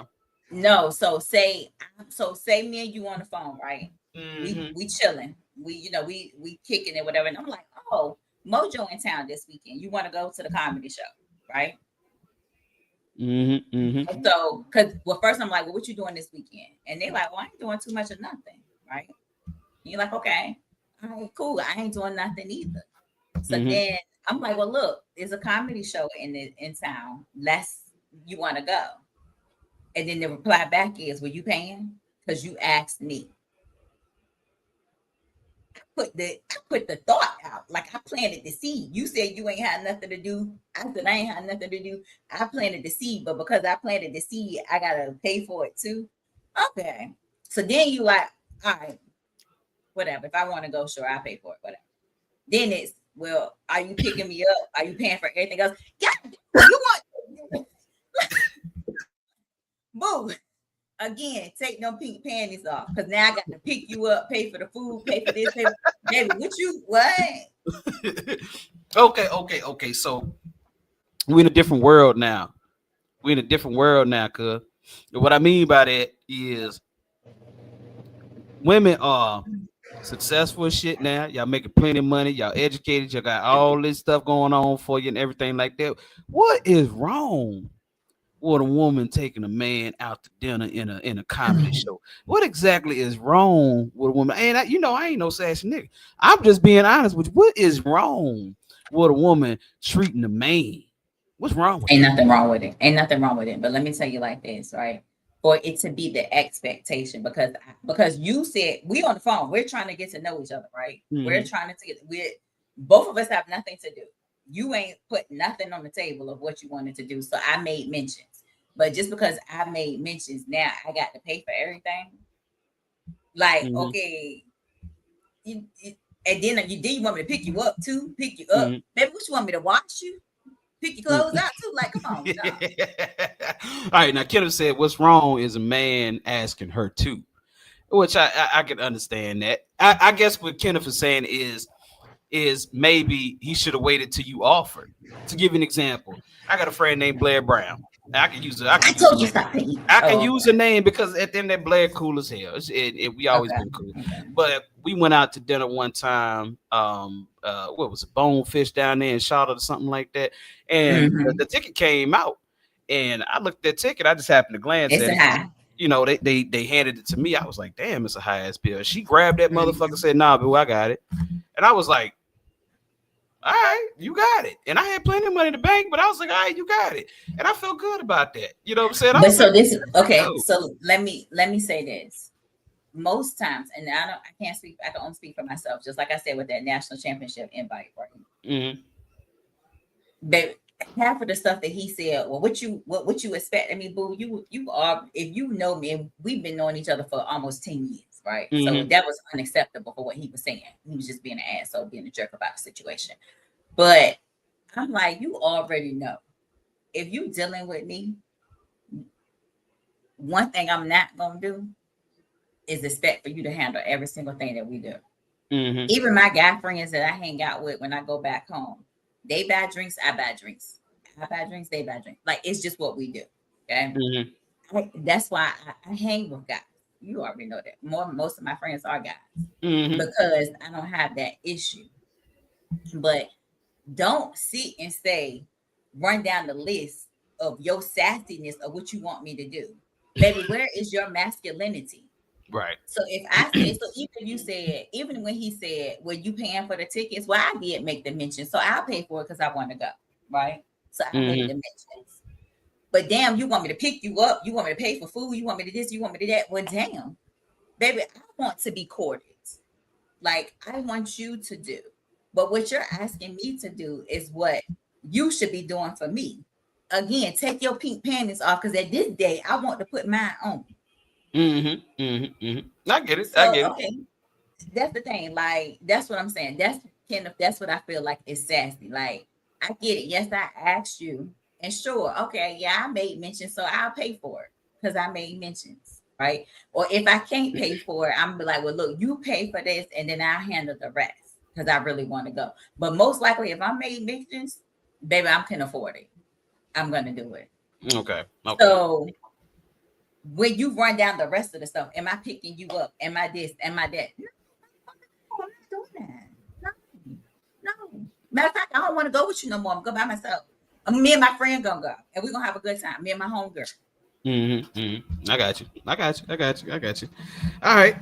I got you. I mean, he said, "Nigga, struck nervous." Yeah. Yes, he did. That was disgusting. Yeah. And like I said, I can see, your side of it too. I can definitely see your side of it too. I guess, like I said, seeing that. That's that. Right. Seeing, like I said, how much the world has changed and everything. I guess men out here who are single are expecting a little bit something different. Plus, like I said, in that red pill community, what you'll hear men say, I'm tired of spending all this money. Now tell me what the red pill community, because you introduced me to that. So the red pill community is a bunch of hurt men who've trauma bond about being hurt by women their whole life. They either been through bad breakups. They done been through divorces. They done been through having a baby that they thought was theirs. It wasn't theirs. They done been through all these terrible instance. And sometimes it be them nerdy dudes that ain't never got laid, a day in their life. It be them too. So Can it's I all, ask you a question? yeah. Okay. So what is it called when a female went through all of that? We just got to deal with it. We ain't got no, well, it's not a name for that, huh? And ain't no community for that. We just supposed to heal and move on. Is that what I'm not saying that. I'm not saying that. I'm not saying I mean, I'm just saying, and I've never heard of that. So what's the community for a female? What is it called? So I do not know the community for a female. I don't even know if there's an equivalent of a community for the female because they've never labeled it. Whereas men, we've labeled that red pill community type thing. You know what I'm saying? It's been labeled for females, but y'all call it something different. What we call it? I got to think about what it is. It's something negative. Yeah, I mean, at the end of the day, that's what the red pill community is. And with the red pill community, if you look at a lot of podcasts and stuff like that, man, I done spent thousands of dollars out here on women for dinners and everything. How do I find these people? They call red pill community. The red pill. Just type it in on YouTube. It'll come up. Yeah, it'll come up. Red pill community. You'll see the most prevalent red pill people. And when you hear these men's discussion, you're gonna notice. You're gonna say to yourself, you're gonna say, damn, these brothers is hurt. They never got over it. They never got over it. You know what I'm saying? So it's a lot of hurt brothers out here. And matter of fact, I think I asked you one time, we had a conversation long ago. And I said, who you think cheat more, men or women? And you said women. So when you said women, I was like, you remember, I was surprised. I was like, really? You said that. That's what you said. You changed your mind now? Yeah, we do it better. Yeah, okay, so y'all do cheat more. Okay, so I just said it right here. Right. So being that women cheat more, that means it's more hurt men out here. You know what I'm saying? So this is the result of that. Because I'm gonna tell you like this, right? Women cheat better, right? So because we cheat better, we probably do cheat more.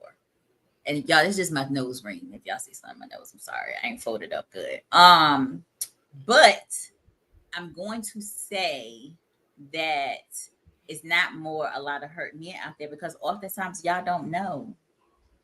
Y'all don't know. We don't know a woman cheating on them? No, and probably would never know. When it's over, even when the relationship is over and the situation is over, most of the times they don't know. We do it very well. Okay. I got you. I mean, I'm just saying, but it's a lot of hurt brothers out here. I didn't know it was that many hurt brothers. You know why they hurt? Mm-hmm. Because they made the bed and now they gotta lay in it and they didn't expect the reaction that they received. Okay. All right. So I can dig that's it. why. I can dig it. I got you. Because oftentimes, most men that cheat, they feel like, oh, she ain't gonna leave. She ain't gonna this. I'm Cancer too. Oh my God, yo. I'm about tired of y'all.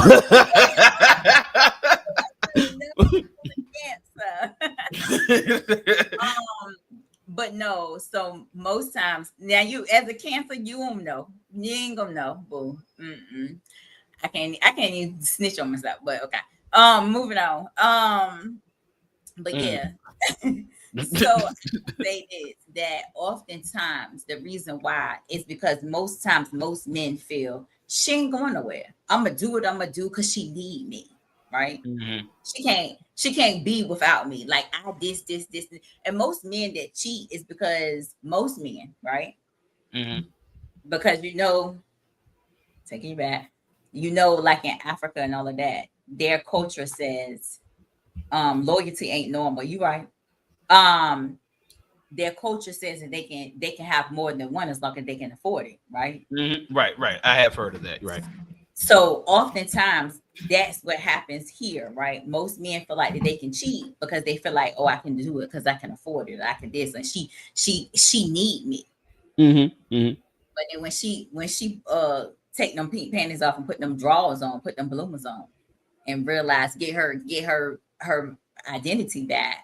And realize, then that's when it smack them in the face.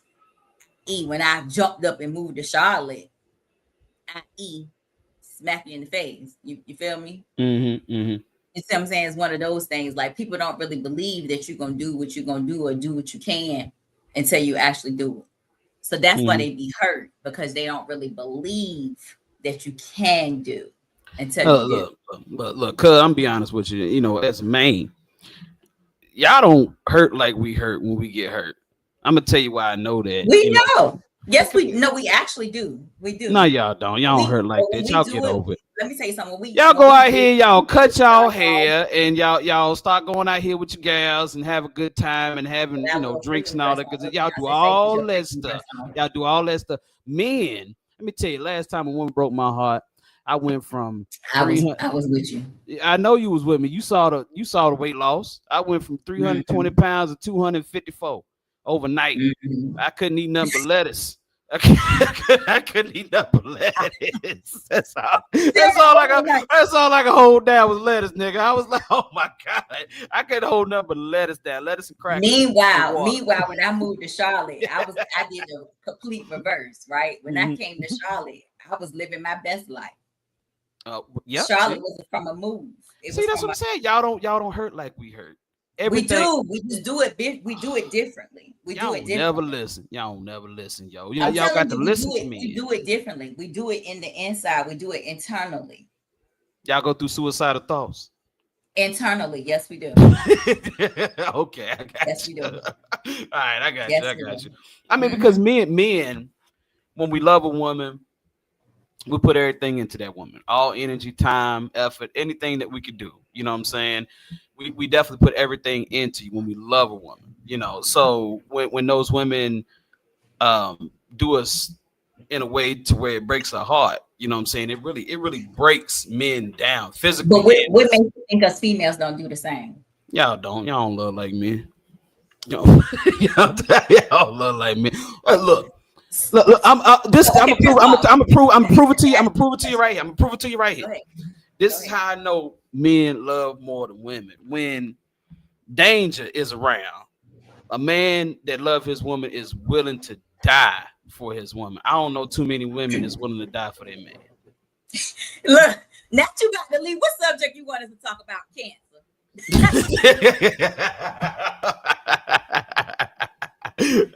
Hey, look. I'm gonna tell you something about my brother Kenneth. Kenneth, if you ever in the Arizona area, I want y'all to meet up and have some drinks and chill. I ain't never home, so that's you can't even. Hey, well, I mean, y'all might have to hit each other up and messenger, whatever y'all got to do. You know what I'm saying? But I'm always in the east. I believe Kenneth now is a truck driver, I think. So he be everywhere. You know what I'm saying? I believe that's what he do. I could be wrong. You know what I'm saying? Shit kind of wrong right now. I just knew the subject you want to talk about, sir. Yeah. So okay, Kenneth live on the road. Like I said, he live on the road. So y'all need to get up and have some drinks. Let me answer what you said, and I'm gonna put it right back in your lap, right? All right, put it back. Because break it down.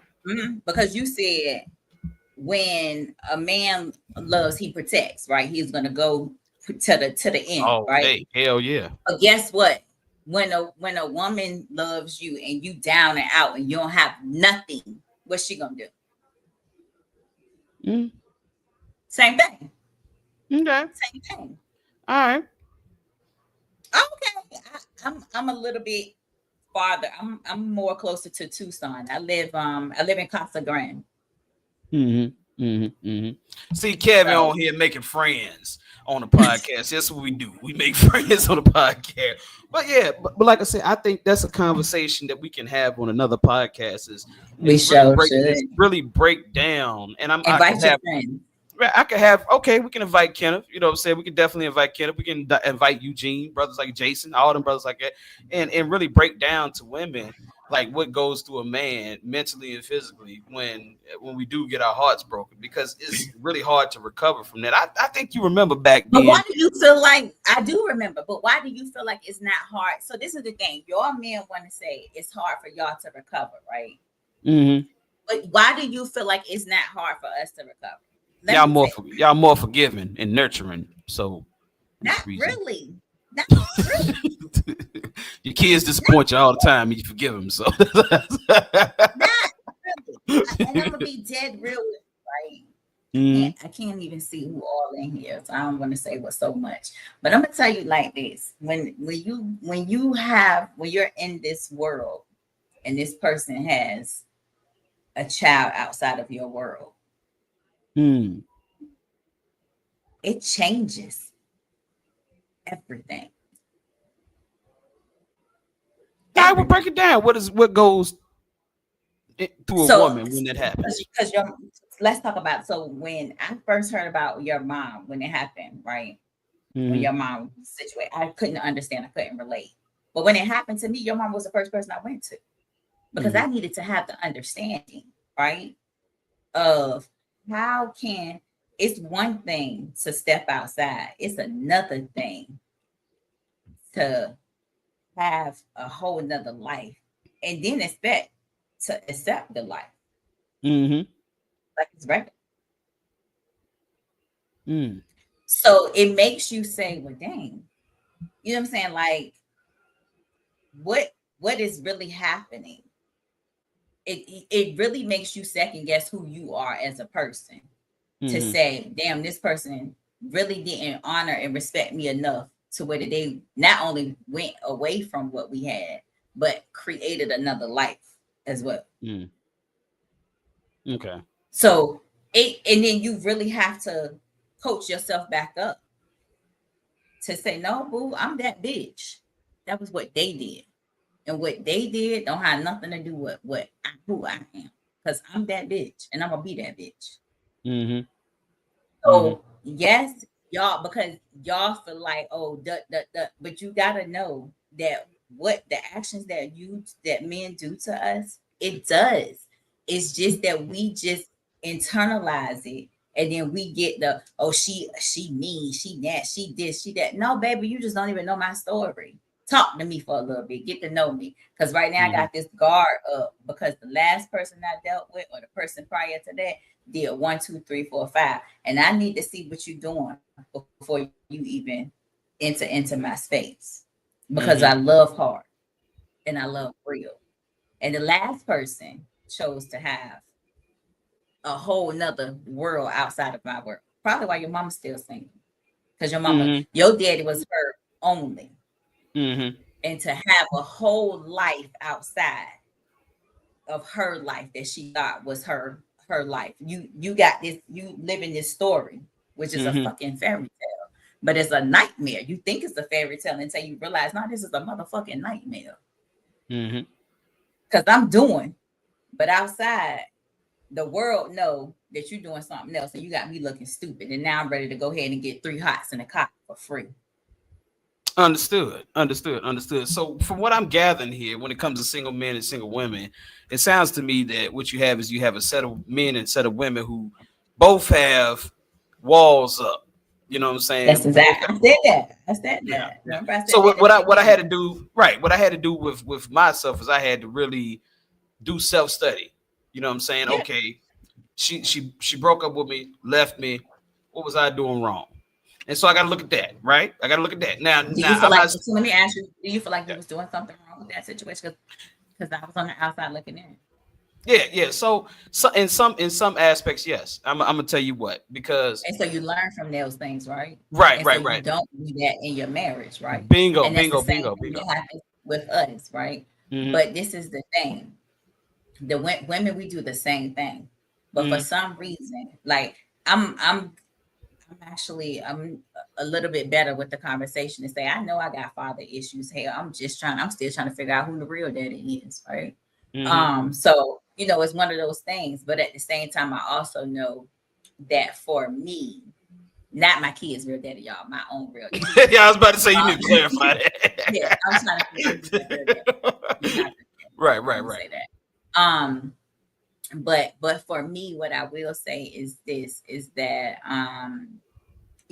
over the years, I've sat down with my ex and had to have the hard conversation. Hey, what do you feel like I went wrong in this relationship? What caused you to feel like that's what you needed to do?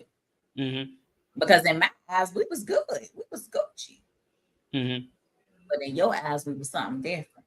And the conversation that we had, it was a deep conversation. It was very intriguing, right? But I have to learn from that to be able to grow and be better for the next, right? Mm-hmm.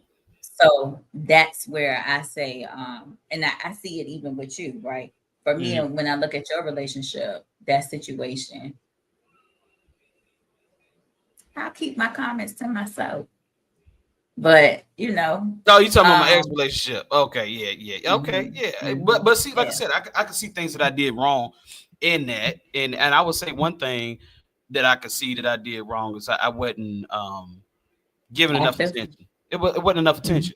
You know what I'm saying? Because I was a big time, I would say, gamer at that point. I would go to work my 8 to 12, whatever I had to do, 8 hours, 12 hours, whatever I had to do, and make money. But also what I would do is as soon as I get off of work, I'm coming home, taking a shower, getting nice and cool and everything. And then I jump on a game, play Call of Duty for 3 or 4 hours. And at that time, you know, I could have been upstairs watching some TV or something. And I kind of, and I looked at that and I said, okay, let me change this. You know what I'm saying? So when I got in my marriage, what I noticed, I don't play video games at all. Yeah, I don't even got a game system. You know what I'm saying? Because I do want to give my wife attention. You know what I'm saying? Also, going out more, dancing, going out to eat, living life, living life. Doing things right, living life. So those things I had to adjust. See, so let's go back to the sassy comment, right? Mm-hmm. So living life that you know that you need to live, right? Versus her, but versus you doing it versus expecting her to treat you to it. Right. Now my wife still does most of the planning for dates. I ain't gonna lie. planning, right? Right. Because we are planners. That's your nature. That's in our nature, right? Planning, not coming to give you a bath and twist your and comb your hair and all of this and that. And no. Yeah. Yeah, she'll plan it. She ain't paying for it, but she'll plan it. Right. So, like I said, I had to find those type of things that was wrong with me and improve those things. So I did improve those things, right? And my marriage is going great. So we don't have a problem, you know. So I can see that making those adjustments worked. But what I did have to do before getting married is I did have to take my walls completely down, and I had to give Bethany a completely clean slate, right? Right. You know, I couldn't carry anything over from the last. You know what I'm saying? Was that person a horrible person? Absolutely not. She was a wonderful person. She was not. You know, but at the end of the day, the way that ended, it was crazy, it was reckless, it wasn't the way that it should have ended. You know what I'm saying? But still mutual friends, you know what I'm saying? Don't have no beef with her. She ain't got no beef with me. I see she's living life, got a beautiful daughter, all that good stuff, beautiful things, you know. But like I said, I can see where I went wrong. But I'm sure if I had this conversation with her and we actually got to sit down and she would say, hey, I saw some things that I was doing wrong. You know what I'm saying? It's just part of being an adult, part of growing, you know. And what I fear what's happening out here for single men and single women is I think that not enough people are doing that self-study. You have to do that self-study, and that self-study is literally killing yourself, not in the physical form, but mentally, and really judging yourself, rebuilding you back up to where and rebuilding yourself right back up. Right. But as we all feel like we right. We all feel like bingo. We all feel like we right, and we ain't. We ain't right. We just think, oh, woe is me. Somebody hurt me, but don't realize that sometimes we're the causation of the hurt. Now, with the person that you said did you wrong or did you dirty, and you asked that question, why did you do me like this? What was his response? No. That wasn't the question that I asked at all because I didn't give a fuck about why they did it. Oh, I thought you asked the question. No, I asked no, I didn't give a fuck about why they did it. Honestly, I'm sorry, y'all. I'm real raw. I didn't give a fuck about why he did it. I asked the question, in our relationship, what did you feel like I could have done better in the relationship to ensure that we actually had a solid relationship? Because they was going to do whatever they was going to do regardless, because that was them. Right. Absolutely. I get what you're saying. So I asked, what did they feel like they needed from me more in that relationship? What and was the response was actually a very good response. At first, they were like, well, I don't feel like it was nothing that you could have did. You know, it was me. And I said, well, let me tell you what I felt, you know, and you tell me what you think, right? Because I wasn't expecting that. I actually was expecting him to run down a laundry list of shit that he disliked, which I was surprised that he did. But so when he was like, no, it was on me, I said, well, for me, I felt like because we were in two different worlds. I was still in college, 21 years old. You were almost 30, homeowner, something. We were in two different lanes, right? And you wanted me to be something that I wasn't. You didn't give me an opportunity to get there. I was still in college. Mhm. So I'm in college with a baby, trying to figure it out. And you in your world, your real grown up world. I'm just in different world. You know what I'm saying? But I have a baby. So and when I put it to them like that, when I put it to him like that, he was like, damn, I didn't really look at it like that, but you're right. I was like, yeah. So for me, what it really was is that the people that they were outside the relationship entertaining, they pretty much were on the level that he wanted me to be on, but he just didn't give me the opportunity to get there. So it wasn't that I was lacking, it was the fact that I was building. And instead of you waiting and allow me to build, you chose to go and do what was what for you at that moment. And it's fine, because it shows that I wasn't where you needed to be. Now, when I ask these men, because I have conversation with my brothers and everything. When I ask these men, when I found out that they are, unfaithful to the person that they're with, I say, well, what happened, bro? Like, what did she do that caused you to do that? The answer is always the same, and it's what is it she didn't do? Well, the answer is always the same. He says, "There's really nothing that she didn't do." You know what I'm saying? Or something that she did.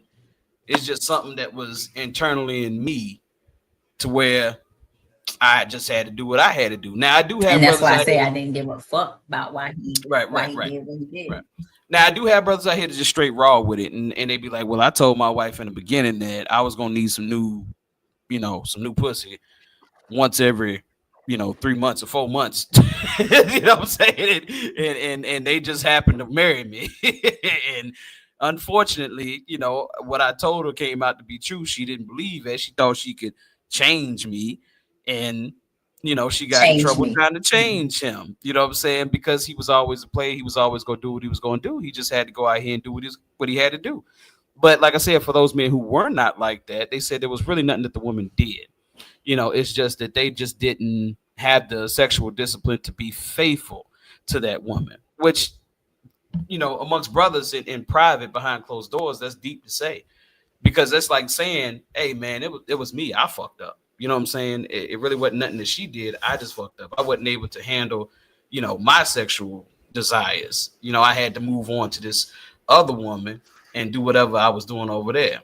I guess, sometimes I feel like men and women sometimes have the same emotions too. Because, y'all XX, we XY.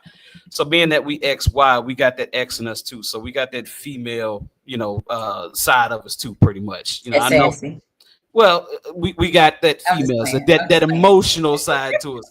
So what I have also heard from men say, when they step out on a woman is they felt like the woman made them feel insignificant or made them feel less than. They didn't adore their man.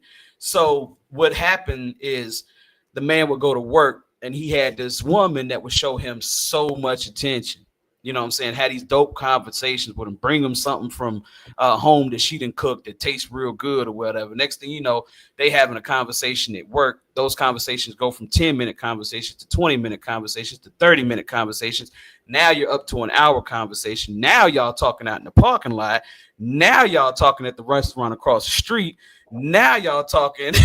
Now y'all talking in somebody's apartment. Now somebody's cheeks in the air, and now somebody's in trouble. That's how that happens. It's a gradual, thing. And I can see how that happens too. See, like I said, that XX and XY, that X in us, like I said, that female side of us, it's there. Men are not stone. Men do have to feel appreciated. You know what I'm saying? So let's say that you're a man out here, you're working 12 hours a day, 7 days a week. But every day you come home, you ain't got no food cooked. Your wife working a regular job. She working 8 hours a day. You married wrong, or you married what you knew. That's you knew that's what she was gonna do. Well, okay. But over time, after working that hard and doing everything that you can do to try to keep your family and keep your household stable, you never got appreciation from your wife. But this girl at work, she say to you, and because she's hearing your story, because you venting to this woman, and she hears this and she's like, damn, this is a good man right here. I can see myself doing something with her. And women can be manipulative. so what they gonna do is they're gonna be like, well, shit, if she don't want him, I'll take him. And she take him. You know what I'm saying? She could easily say, look, I don't want to be with you or anything like this. This is some of the things that you could possibly do to spark your marriage up a little bit. Instead, she's going to take them. And that's what happens too. Sometimes. So anything that can be taken wasn't never yours. Understand that. Okay. That's number one. Number two, just because she doesn't cook doesn't mean I thought this nigga left. I'm gonna make this statement. My friend Jay joined. She said she wanted to do the hair conversation, but I don't know how to bring her in. But let's say just because she doesn't cook doesn't mean she doesn't appreciate her husband, right? So that's the lack of communication. But we're gonna have to talk about that another time because I feel like we already at almost 2 hours. But Jay, I don't know how you bring somebody in. She said she okay. We'll continue to talk, but I can bring him in. Tell her to send an email and put it in my private chat, and we'll bring her in. But yeah, so that's the thing, you know, when we talk about these things. I know we got off topic or whatever, because this is what we do as cousins. We just sit there and we just talk this whole time. But I think this I damn sure thought he was gone. Because look, he never. I asked him, well, what does it that he want to talk about, and he never get nothing. I thought he had exited the chat. Right. See, but what he said right there is true too. He said, "To hell with appreciation. Just listen sometimes," and that's a big one too, because at times, you know, women. I'm about to send you her email address myself. Yeah, okay? y'all a little hard with listening sometimes, so that can definitely happen. And everybody hard with listening. Let's not say y'all. Well. Okay. See. Everybody. See, you ain't listening. See, you ain't listening. See, that's what Kenneth's point is. He just tried to tell you that y'all don't listen. You just proved him right. You ain't listening. What we try to tell you is that women tend to not listen more than men don't listen. That's what we trying to tell you. So again, everybody don't listen. That's what I'm trying to tell you. Once again, you're not listening. And when your birthday? you a June or a July Cancer? Did you get the email? You got her? Yeah, I got the email. I'm sending it right now. I'm sending it right now. Hold on. Yeah, but yeah, that's these are some deep conversations. And like for all the people who've joined tonight, I do appreciate you guys chiming in, because it's a dope conversation, you know, and I want you guys to continue chiming in, because these conversations right here, man, they're just deep. I think what has to happen is I think we have to start talking about these conversations amongst men and women, because this is the only way that we're gonna heal. To be honest with you, I'm honestly to be honest with you. Tell Jay I just sent her the link. Just click on it. She watching it. I'm about to message her right now. Yeah, but like I said, so I'm kind of personally tired of seeing, especially black men and black women, going at each other's necks like this. And I think everybody deserves happiness. Everybody deserves their mate. Everybody deserves their companion and companionship. You feel what I'm saying? I think everybody deserves it. Everybody who wanted it. There's somebody out there for everybody. Exactly. So what I think my mission, right? What my mission is on this podcast is not just to talk about that, because we're going to talk about that to try to bring some type of sense to this thing. Because I mean, at the end of the day, it's something that needs to happen, because right now community is kind of ravaged, because like I said, we at each other's necks, unfortunately, and that's not a cool place to be, especially now.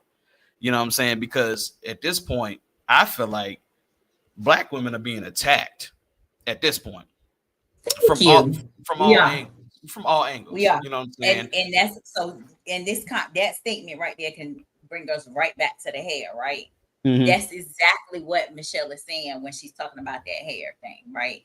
Mhm. It's a low key, indirect attack on us, Mhm. like you just said, right? Mhm. Absolutely. I got you. I got you. So yes, you're right. I We mean, are being I mean, and not, you know, in the hair, yes, big thing. But, you know, when I look at the fact that, you know, 300,000 black women lost their jobs in April, and an additional Go ahead 90,000. and number, add some more to it, because I just What, 90,000? 90,000 today. So I'm sorry, There you go. 90,000 in September. So we just got those numbers today. So when we Hey, see 90, Jerry. hey Jerry, what's going on, baby girl? I ain't never, I don't know you from Hey, a can of y'all. paper, but you That's family. that's my Spartan sister.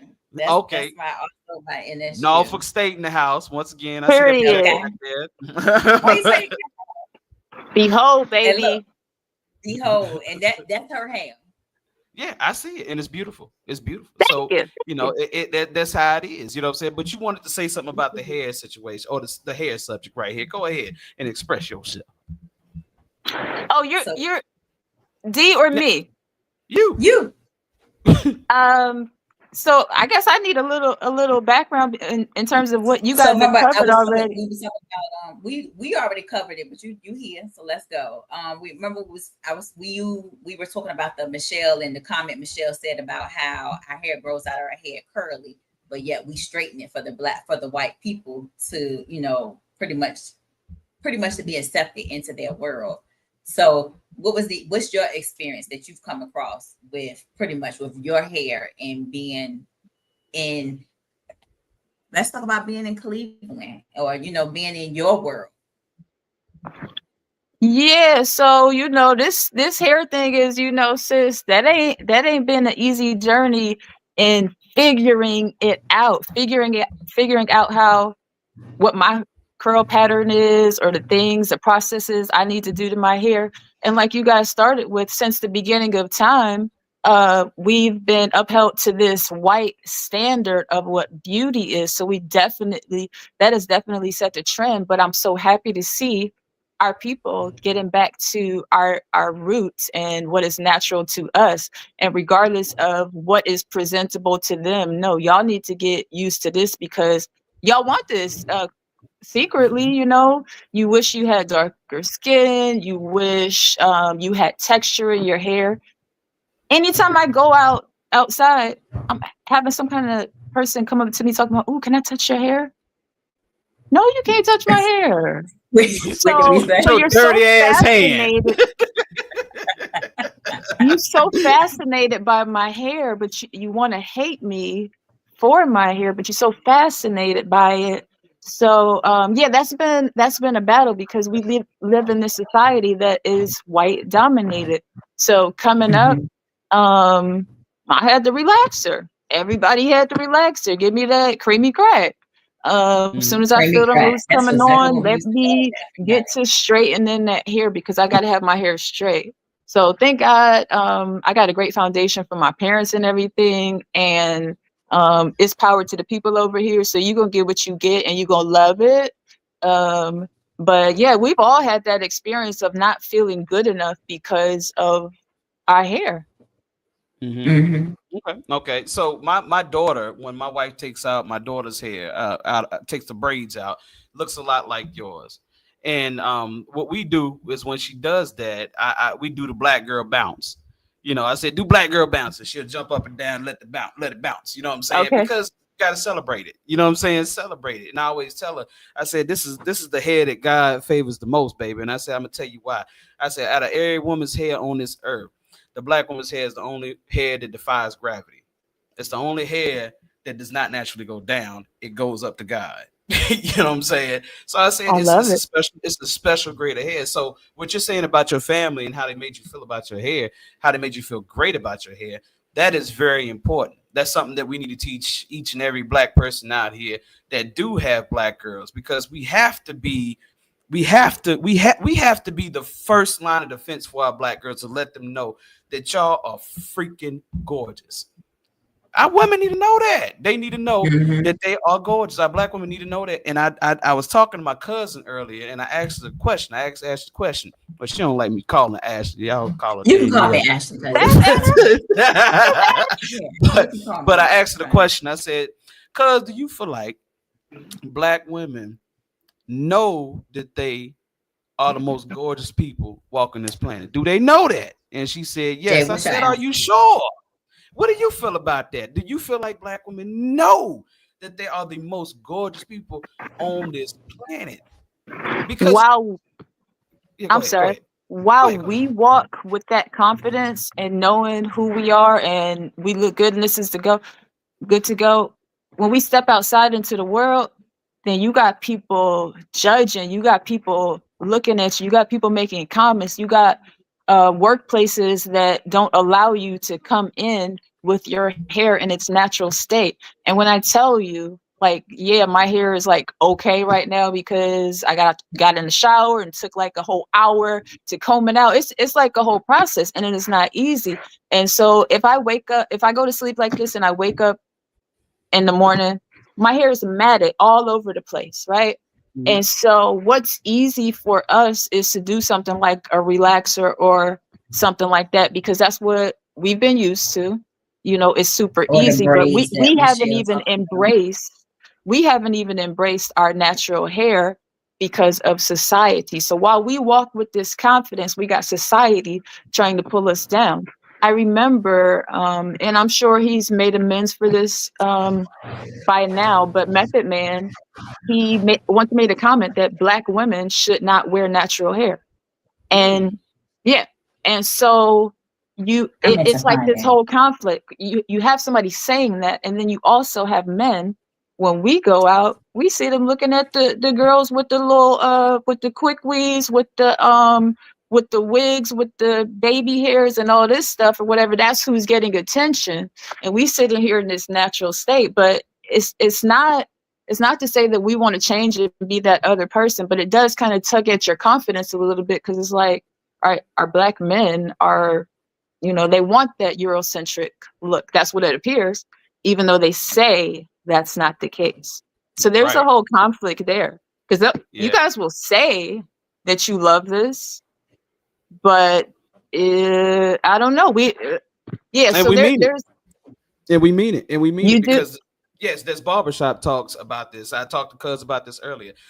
There's barbershop talks about this, about how we like our black women to look, and those barbershop talks will tell you that we like our black women not to have any makeup. We hate makeup. We cannot stand makeup. Like, we want to see our black woman's natural, like, skin, her skin texture, her skin color, because you guys come in different shades and everything, and that skin is beautiful. You know what I'm saying? So we want to see that. We want to see you, and we like natural hair. Mm-hmm.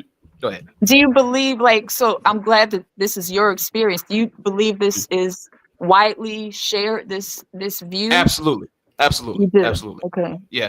We don't like the makeup. We don't like the lashes. We don't like the long hair wigs and all this. We don't like any of that stuff. Now, the thing is that you may see men gravitate to that more in a club, and that could be because a woman who is wearing her natural hair, who has her natural face and all those things like that, that to us equates almost to more of a respectable woman. Don't take that the wrong way. You know what I'm saying? I love the honesty. Okay, so what I'm saying is more of a respectable woman. Okay, I'm looking at this woman right here, this sister, and she's got beautiful natural hair. She's got beautiful natural skin. She came in here and she ain't got all that makeup on. Matter of fact, look at this right here. I know Ashley already looked at the comment. He's 100% right. This is my boy Kenneth. Okay, so what I'm speaking to you about, right. So what I'm speaking to you sisters about is the honest to God truth. Black men do not like all that shit. We don't want to see our women looking like drag queens out here. Don't take that the wrong way. We don't like our women to look like drag queens out here. We want to be with, marry real women. When we lay down with y'all at night and wake up in the morning, we want to see what we saw last night. You know what I'm saying? So it's a lot of brothers that look, my boy, I bring my boy Wesley on here one time. You know who Wesley is, Ashley.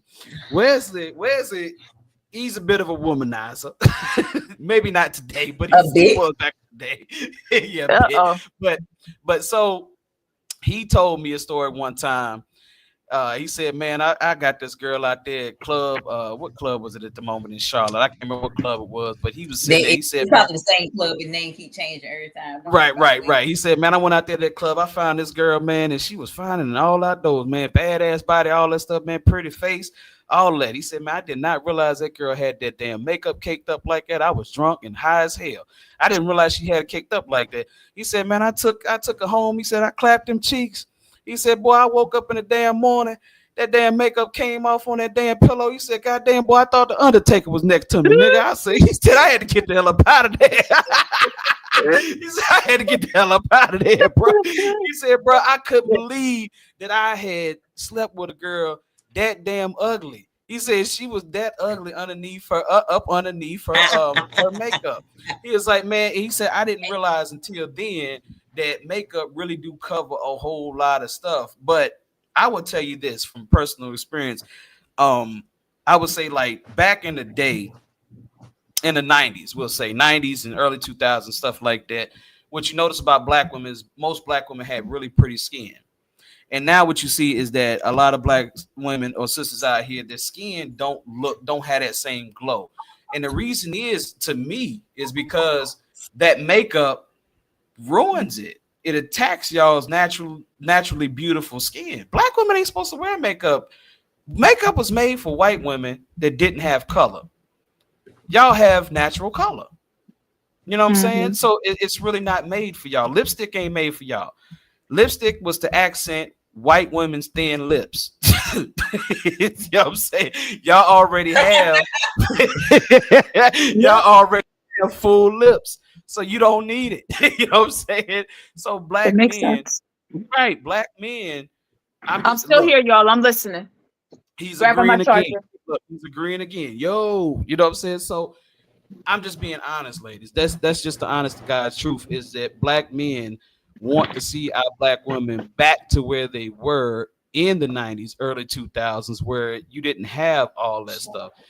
And the thing is that you have some sisters come on to podcasts and everything, and they say, well, a black man would express himself and say, we don't like all that makeup, we don't like all that stuff y'all doing to y'all hair, and black women will respond and they would say, well, we don't do it for y'all. And we're like, well, who the hell are you doing it for? You know, because we would think that you would be getting beautiful, especially if you're single. We would think that you would be getting beautiful for us. You know what I'm saying? Because you want us, like Cousin said earlier, you want us to pursue. You want us to chase. You want us to hunt. So you would think that you would be doing that for us. You know what I'm saying? But I've heard so many women say that we don't do it for you guys. We do it for ourselves. I was like, okay. They lying to you. It's interesting you say that. Go ahead, sis. You go ahead. I was gonna say, first off, I ain't gonna say they lying to you, right? We do it for ourselves, right? But also we do it for the male community. Oftentimes people get it a little bit confused when they say females put on whatever for other females because men don't pay attention to or don't know this, that, and the third. That's not the case.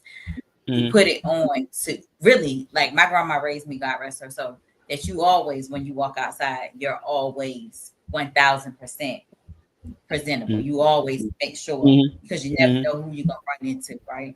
Right. I don't care where you go. So that's why you really put it on, because going back, like, this will be another topic we're going to talk about later, but how me and you talked about when I said, well, my son, compared to his white friends or his friends that come from 2-parent homes, he can't do what they do. He always got to be a little bit extra. It's the same thing for us. When we go outside, we got to be a little bit over the top, a little bit more extra with the way we present ourselves, right? Because we're always deemed, the stigma is always that the Black female is the poor female, the person that's on getting the ghetto, living in the projects, getting the assistance from the government, to own the Section 8, and I can talk about that because I come from there, on the Section 8, things of that nature, right? When realistically speaking, we are the most educated population in America, right? Okay. But the stereotype is that we're not. So when we go outside, we have to be extra over the top with it, because the world gets the mainstream of the ghetto and the ratchet or the hood and the poor. Mhm. The regular ones, the real people that we are, we're not on display. So yes, we do have to make sure that we're presented, to that. And then when it does come to this hair, again, like I said in the beginning, for oftentimes to be accepted in the world that we live in, the workplace that we work in, right? We do have to conform oftentimes, right? Mhm. It's getting better now. That's what Jay just said. Now we're starting to see more of us, and we're getting more accepted with our natural corals. But realistically speaking, that wasn't an accepted place, Mhm. which is Okay. what Michelle was originally saying. Okay. Jay, go And ahead and I say will what you want to say. I will say, because based on what you were saying, like I appreciate hearing this and what Black men like and everything like Mhm. that. And you brought up how sometimes women will say that we're not doing this for you.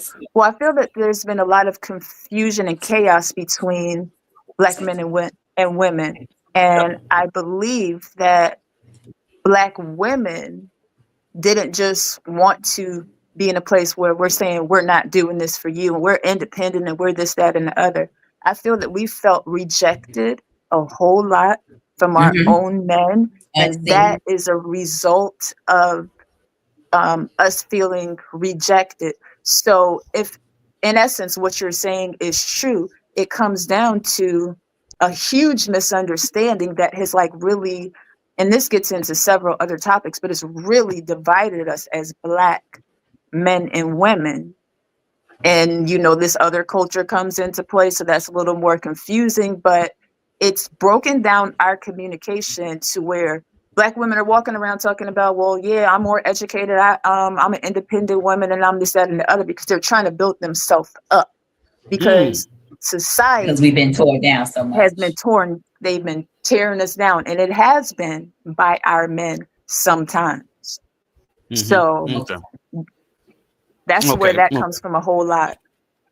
But so the Okay. question is, how do we get better at communicating so that we don't have these problems and our race can be united? Well, I don't know. This is a great start, having this conversation. There you go.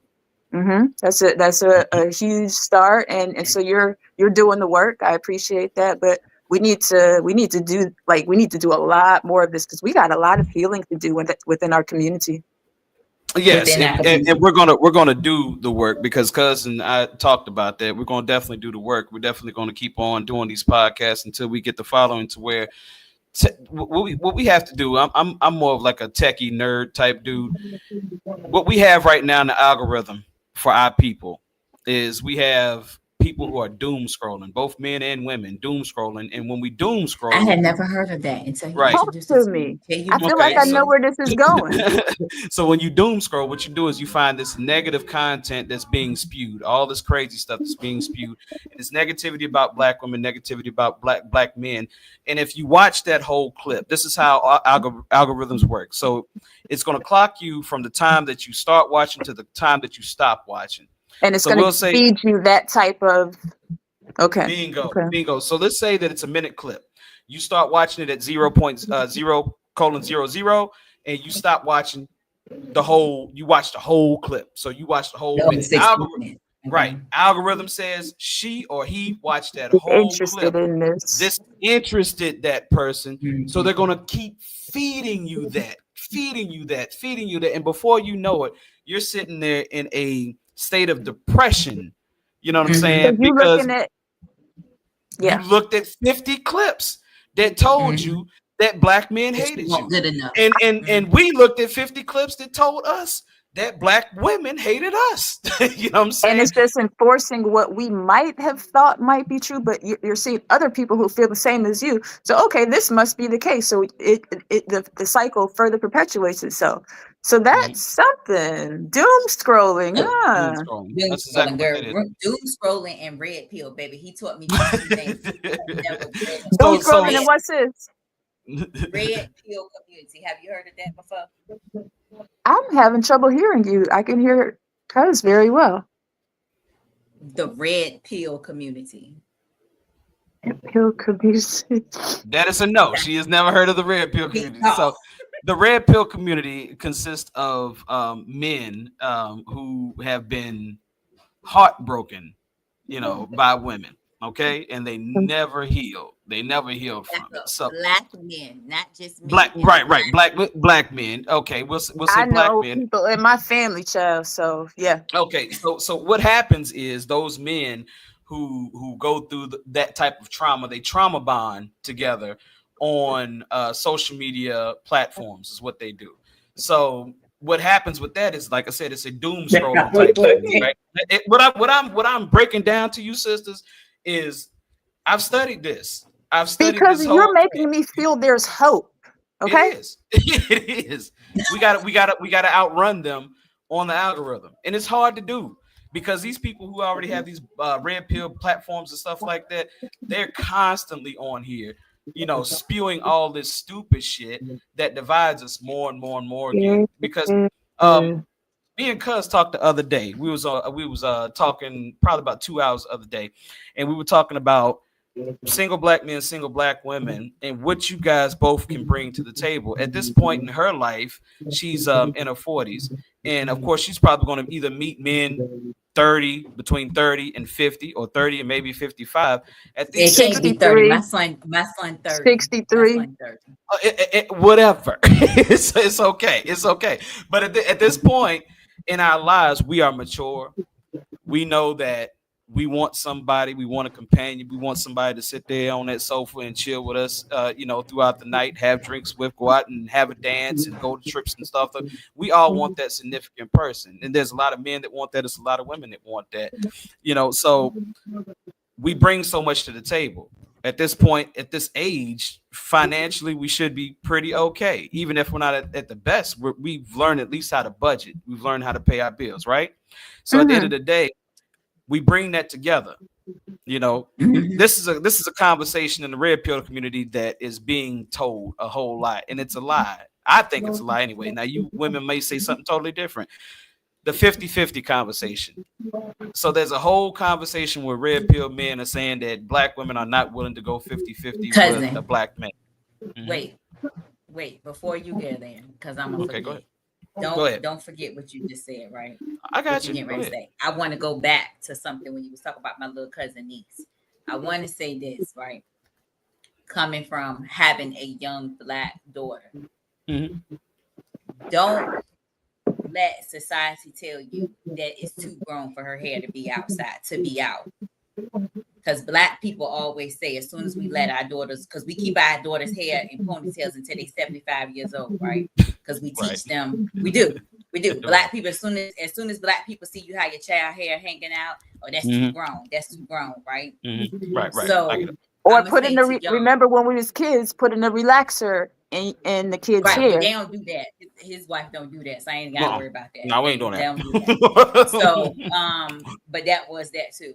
But what I will say is, I love how you say y'all celebrate it when we take it out, right? But also know that she don't have to always walk around with ponytails. It's okay for her to have a little ponytail at the top and her hair out in the back and let it swell up into the afro. And when she come back, right, absolutely, right. Okay? So I want to say that as well, because people used to look at me crazy and used to tell me my baby hair was too grown. No, it's not. She got hair and she's gonna wear this hair outside. So I will say that. Now back to your comment about the red pill and the society. Oh yeah, the 50-50 thing. So girl, I got ADHD. You can't be telling me that. But real women don't have a problem with going 50-50.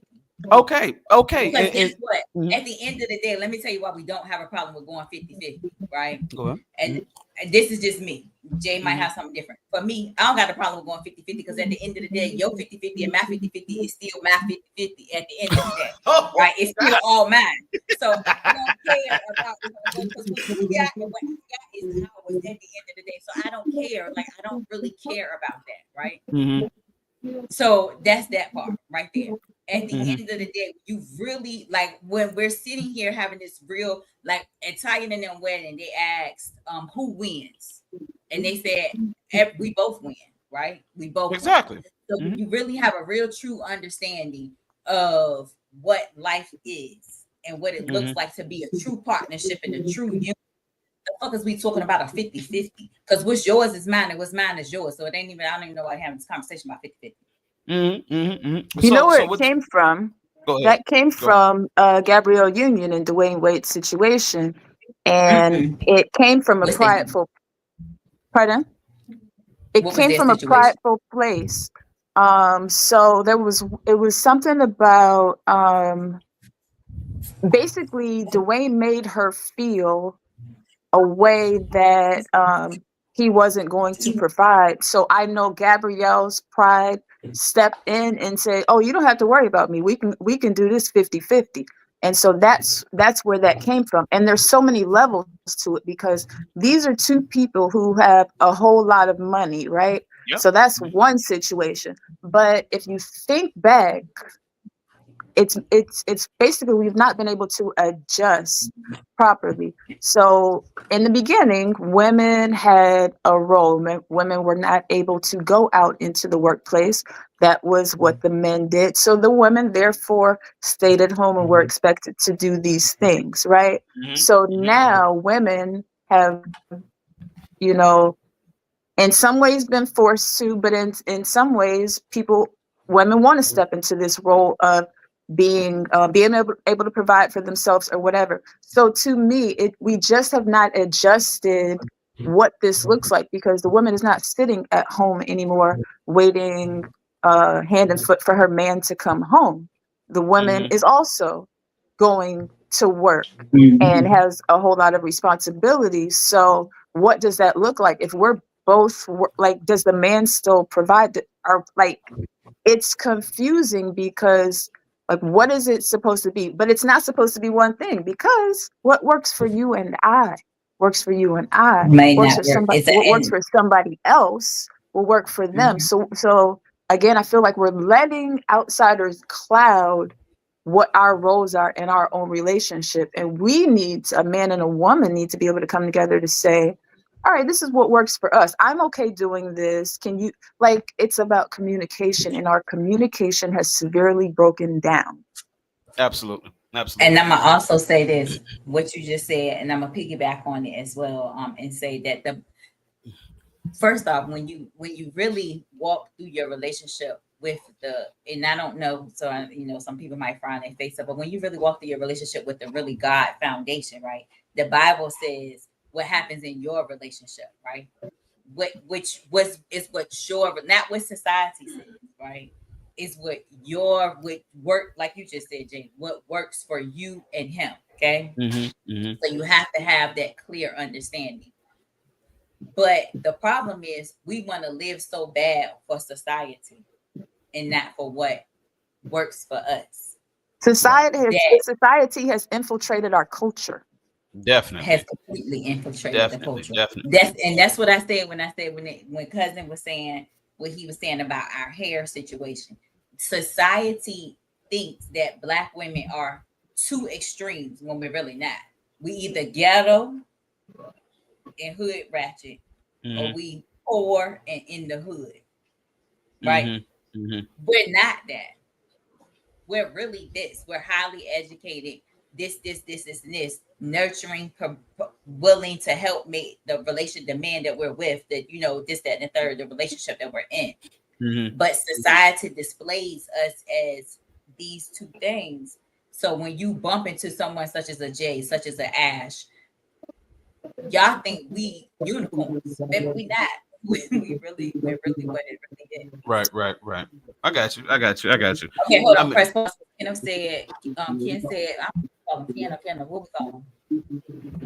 I always call him Kenneth. You know what I'm saying? He said that was two separate sisters saying the same thing at different points of the podcast. All jokes aside, I see this as a reality, even though I don't relate to the sentiment. Okay. All right. Okay. So also did the research. Method Man made that statement February 2011. His statement was, no, he don't like peasy afros. Sorry, I don't like dreads either. So this was like, I guess someone was interviewing him and he didn't really want to take the interview because surely I guess she had her hair natural. He doesn't show me a video It was just only this little comment. Okay. Well, of course, you know, men are not a monolith, just as women are not a monolith either. So it's just as well as I tell you guys, or I suggest to you guys that men are, we like the women that don't have all the makeup and don't have the wigs and stuff on. You may have that set of men that do like the more Eurocentric type look, I guess. So yeah, you're gonna have that. Let me just say this real fast. Let me not fake, because I will put on an accessory when I feel like it. So, you know, you ain't always getting this. Just to put that out there. Right. I got you. And I mean, going back to this red pill community thing, and we just discussed the 50-50 thing. The other thing that you see is, cause you were talking about. Okay, hold on. It says Roy Taylor. Who was it? The lady with the glasses is really smart. I mean, yes. We'll be picking up her head, Joe. We'll be picking up her head. She definitely is. She definitely is. But like I said, one other thing about this, we have back and forth. but one thing about this red pill community, another thing is and cousin, I was talking about this the other day. She said that men were intimidated by women's education. I can agree, and I can also disagree with that at the same time. So what you think, Jay? I don't think it's. Let's okay. You want me to finish? Okay. All right. So what I see is, I don't think the men are intimidated by the education. I think that the men are intimidated by the salary the education gets them. Because a man that is uneducated or doesn't have an education, I would say that your peak is going to be somewhere around 80, 90K. That's going to be a peak for you. And that's going to be a lot of overtime. Tell me that scenario again. The woman with the education. You know, like I said, okay. With the education, you're gonna peak, or we'll say a peak faster to a higher salary. And possibly above the 100 or the 6-figure mark, right? That's where you should peak. Either you're going to have a higher salary, or you're going to have, like I said, you're going to be in the 6-figure range. And for the men who are uneducated, which is for the most part, it's way more uneducated men than educated women. You know what I'm saying? Our salaries are going to be low, right. We'll say I like that too. We'll say formally educated. So men who are not formally educated, our salaries will be lower, or sometimes will be lower than the woman who is educated. So it's not necessarily the education that is the intimidation factor. It is the salary in which that education can provide. That is where I think, in my personal opinion, where the intimidation is. I don't want my woman making more money than me, because if my woman makes more money than me, then I can't lead. So that's threatening to a man. It can be threatening to a man. Definitely, because everybody will agree with the statement I'm about to make, and the person with the least resources cannot make the rules. Okay? I cannot agree with you on that. Okay. Right. The person with the less resources, the person with the least resources cannot make the rules. I'm gonna send you this link, right? My friend that passed away in April, this is the last thing I sent to him, and we talked about it just before he passed away. I'm gonna send it to you. I'll look it up and send it to you later. But it's a great story about this, right? But I can tell you this, I can't agree with you on that, right? Because once again, you married.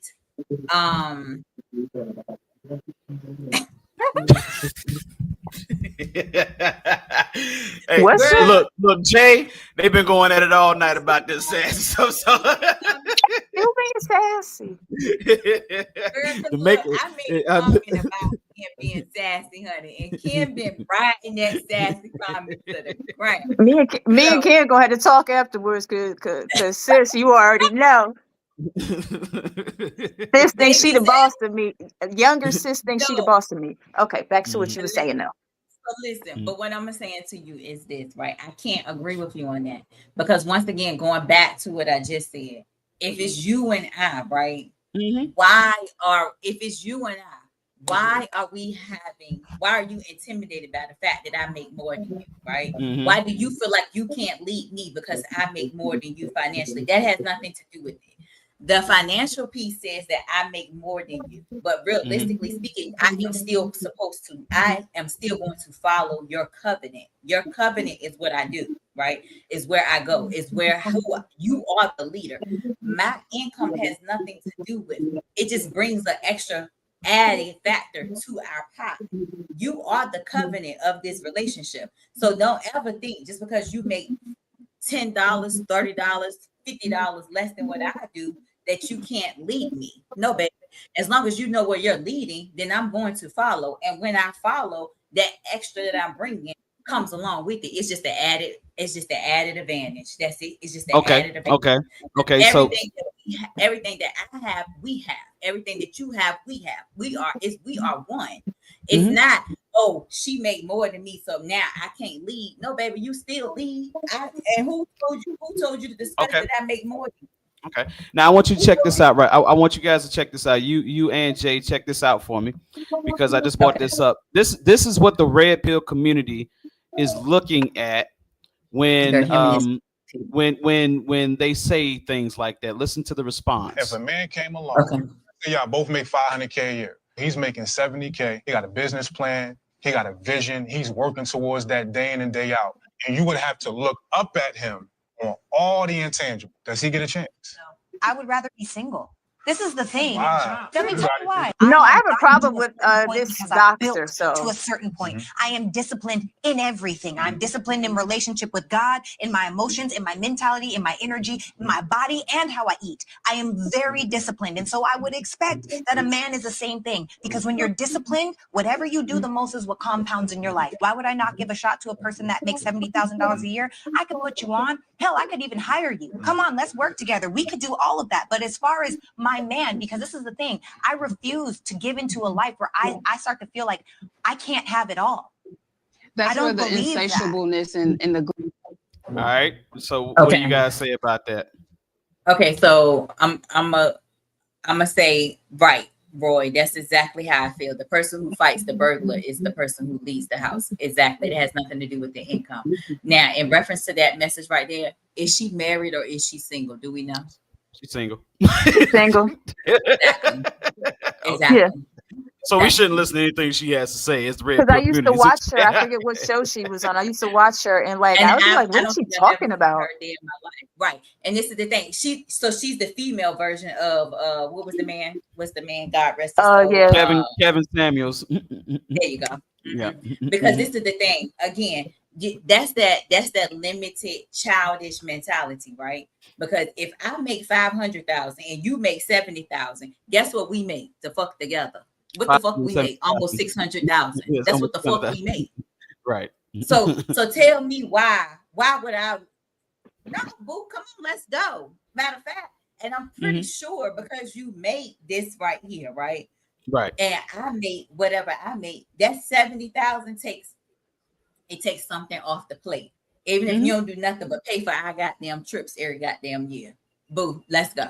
Because guess what? I already was living before I met you, right? Like, that's just like me right here, right now. If I meet anybody and I'm in this house, boo, I have my house, right? I have a house. Now, if you feel like you don't want to live in this house, then we're going to rent out this house. But what we're not going to do is sell this house, okay? Right. But I have a house. I have a house that I own, that I have a plan to pay off in 20 years. I have a house. So one thing you ain't got to worry about is where the fuck you going to live, right? So all you're going to do now is figure out where you get in for the next part, because we got somewhere to live. Absolutely. I mean, and if you listen to what she said, yeah, I could put him on, I could hire him, you know what I'm saying? I could do all of those things and really bring him up to my standard. But why, as my man, why would I do that? So the thing is, she's telling you, why would you not? Why would you not? But see, that's the problem with, and this goes back to, and I assume because she looked like she black, so I'm gonna assume she's black. Right? Yeah, she's black. Okay, that's the problem with black people right here, right now, right? Just like the Asian community. I don't know. I think I was telling Rory about it. Like the Asian community, they all come together and live in one house. Yep. They pay their whole house off. Yep. And then the next person goes and gets the house, and they all go. The next set of people move to that house, right? They pay that house off. that's how they build their community. That's how they build for. We the only people that live. I live next door. You live next door. You live next door. And we all got 5 bedrooms, right? Right. Mm-hmm. People look at me crazy when I say my mama live with me. Your mama live with you. Yeah, my mama live with me. First off, I'm her only goddamn child. That's number one. But there for sure. Number 2, why the hell would I let her go live somewhere else? I got to pay for her to live there when she could just live here. And I haven't got to put nothing extra. The money she get, we pay for this, and we build that way. Right. Okay. You feel me? So that's the problem with our community. We all you and your family love it. Y'all all live right there, right? Babies growing up with each other, the nieces and the cousins, they gonna grow up like they sisters, right? It is what it is. We all live in this one house, and we all make it the best of it. Guess what? When you look at your savings, you're not house poor. No. Shorty like that, when she making that statement, I can put him on, but why? That's the problem. That's your problem. And you're gonna, when you keep that mentality, you're gonna remain single for the rest of your life because you have that mentality that because I make 500,000, I can't date nobody else that make 500,000. Baby, he might not make 500,000, but he might love you properly. He's going to love you properly. So these are some things. Go ahead, sis. Go ahead.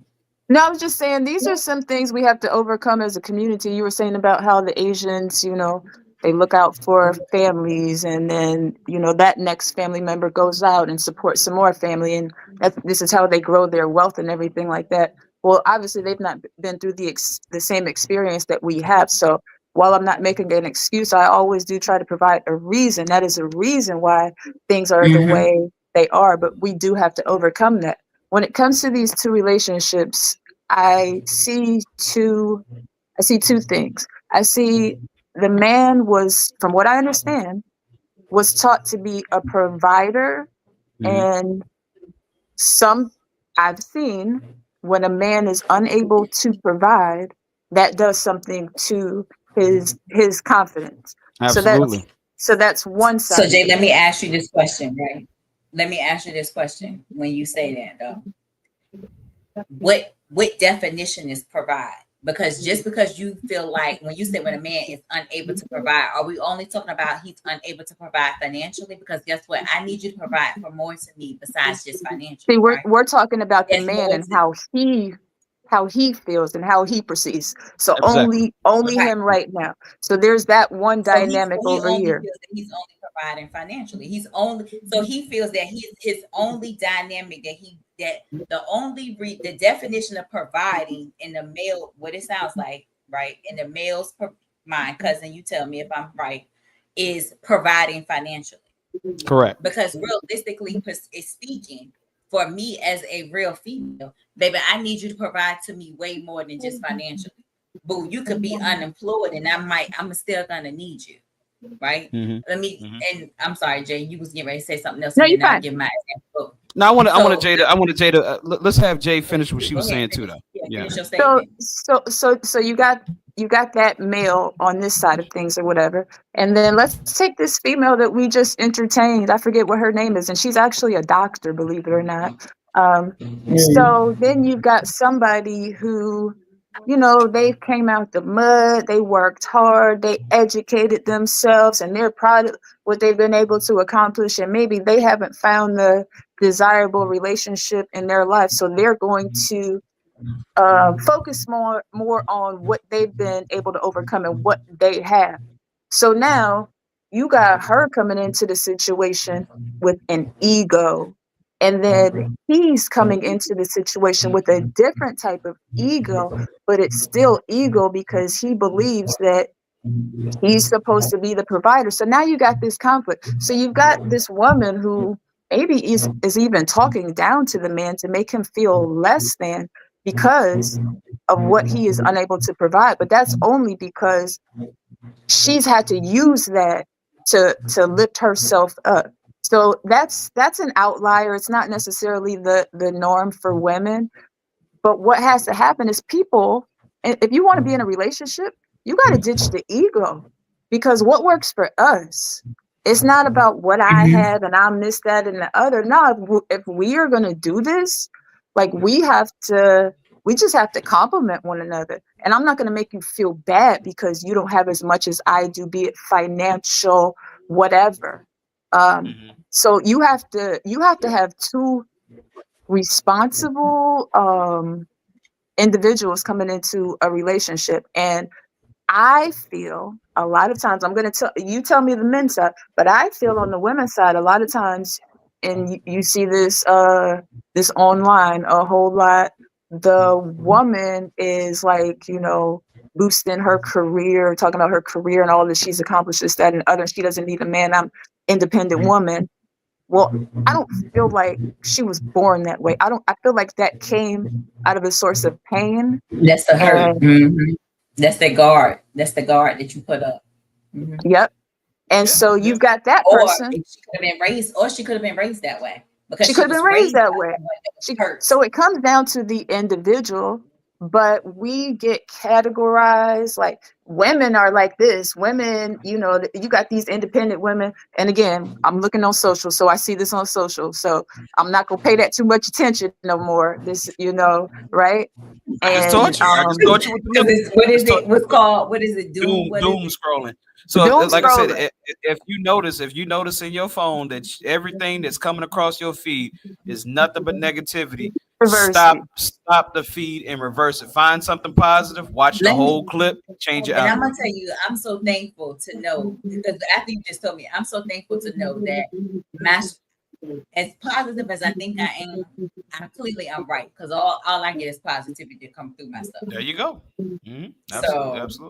Absolutely. But men and women, there is that disconnect because, like you say, like both of you do say, men. So we're about to cut this short because my wife's about to go to sleep and I got to stop talking so loud.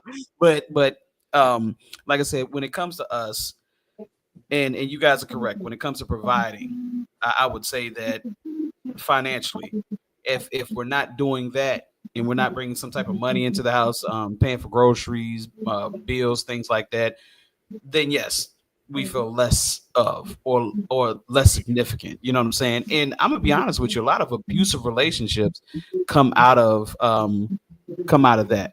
You know what I'm saying? Because a man that if you look at abuse and how that happens, and you listen to a woman's story, it usually always ends up being some woman telling a story about a man lost his job or a man that he was down on his luck. You know what I'm saying?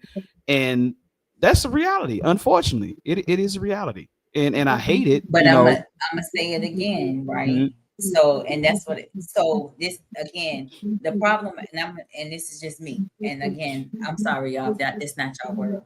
The problem is that oftentimes we don't have God as the first focus of the relationship, right? Mm-hmm. Because the Bible doesn't say that the man has to provide financially. That's not what the Bible says. That's society. That's society, right? And so the thing is, the problem is that, like you just said, like y'all just said, the problem is that men feel like if you can't provide financially, you're not providing, and then it eats away at y'all, right? Like that, right? But this is the thing. There's so much more to being in a successful relationship besides just providing for me financially. And this is what I was getting ready to say. When my dad, who I thought was my dad, passed away in 2024. The dude that I was chilling with, cool with, or whatever, right? He couldn't provide financially. He didn't have it, right? Just didn't have it. But and at this moment we wasn't even dating each other. But he offered me a space to where I can just go and be vulnerable in his space, right? Fast forward to the same year, somebody else that's a whole millionaire invited me to Africa. Okay. And I declined to go to Africa because I told the person, baby, you don't make me feel safe in your space. I don't care about how much money you have. In your space, I can't be vulnerable and be safe in your space. So we gotta feel safe. I went from gotta feel safe. I went from my dad dying to my mom having stage 4 cancer. And I needed to feel safe in your space to be able to be at night while we was in Africa. be vulnerable enough to allow myself to be vulnerable enough in your space to say, these are the things that I'm dealing with. But you didn't offer me that. So you couldn't lead me nowhere. You couldn't lead. I don't care about your money. You couldn't lead me anywhere because I didn't feel safe in your space. And that's the same thing. That has nothing. That's not a financial nothing, right?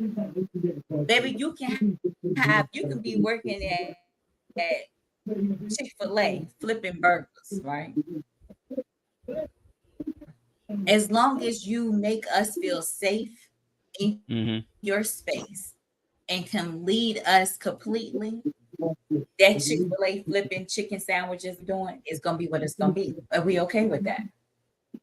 So oftentimes people like Jay and myself, we're single because we don't have that male that's stopping past and willing to step up and say this, that, and the third, because maybe they feel like they don't make enough money. Maybe we're not looking for your coins. We got our own little bit of coins, and our little bit of coins and your little bit of coins can make a lot of bit of coins. Okay. I think we should explore that safe word on a future podcast. Yes. Okay. Hey, Jay, I was going to make that suggestion because I dig your energy. And it's a great energy. It's my girl. Yeah. This my baby right here. And I already knew I was going to like her because it's your friend. So I already know how you are. So, you know what I'm saying? So like I said, I could dig her energy. So the thing is, like, I want you to come on more podcasts. What I'll do for the next podcast is I'll invite possibly, 2 other men on here. And we'll have this dialogue. Because Kenneth got a lot to talk about. Who is this David? Why did they put those faces like that? I don't know what that means. Right, we get off anyway. So, but anyway, for all those who have joined today, from me, Cavi, from Danielle, my cousin, and Jay, we definitely liked you guys coming in here and engaging with us. We had some laughs tonight. We had a great dialogue tonight, and I want you guys to join us when we make these future podcasts. What I will be doing later on down the line is I will be announcing these podcasts early on in the day or early on in the week to tell you when we're going on. And we'll go backstage after this and we'll talk about that, ladies. But we appreciate you. You guys have a wonderful night. Have a blessed night. We love you. Anything you guys want to say before we leave? Thank y'all. This is my first one. I appreciate it. Did you guys like the first podcast? Nice to meet you. Thanks for having me. All right, so we're going to go ahead and go backstage. You guys have a wonderful night. Peace. All right, so. And sis, I see you in the group chat. Okay.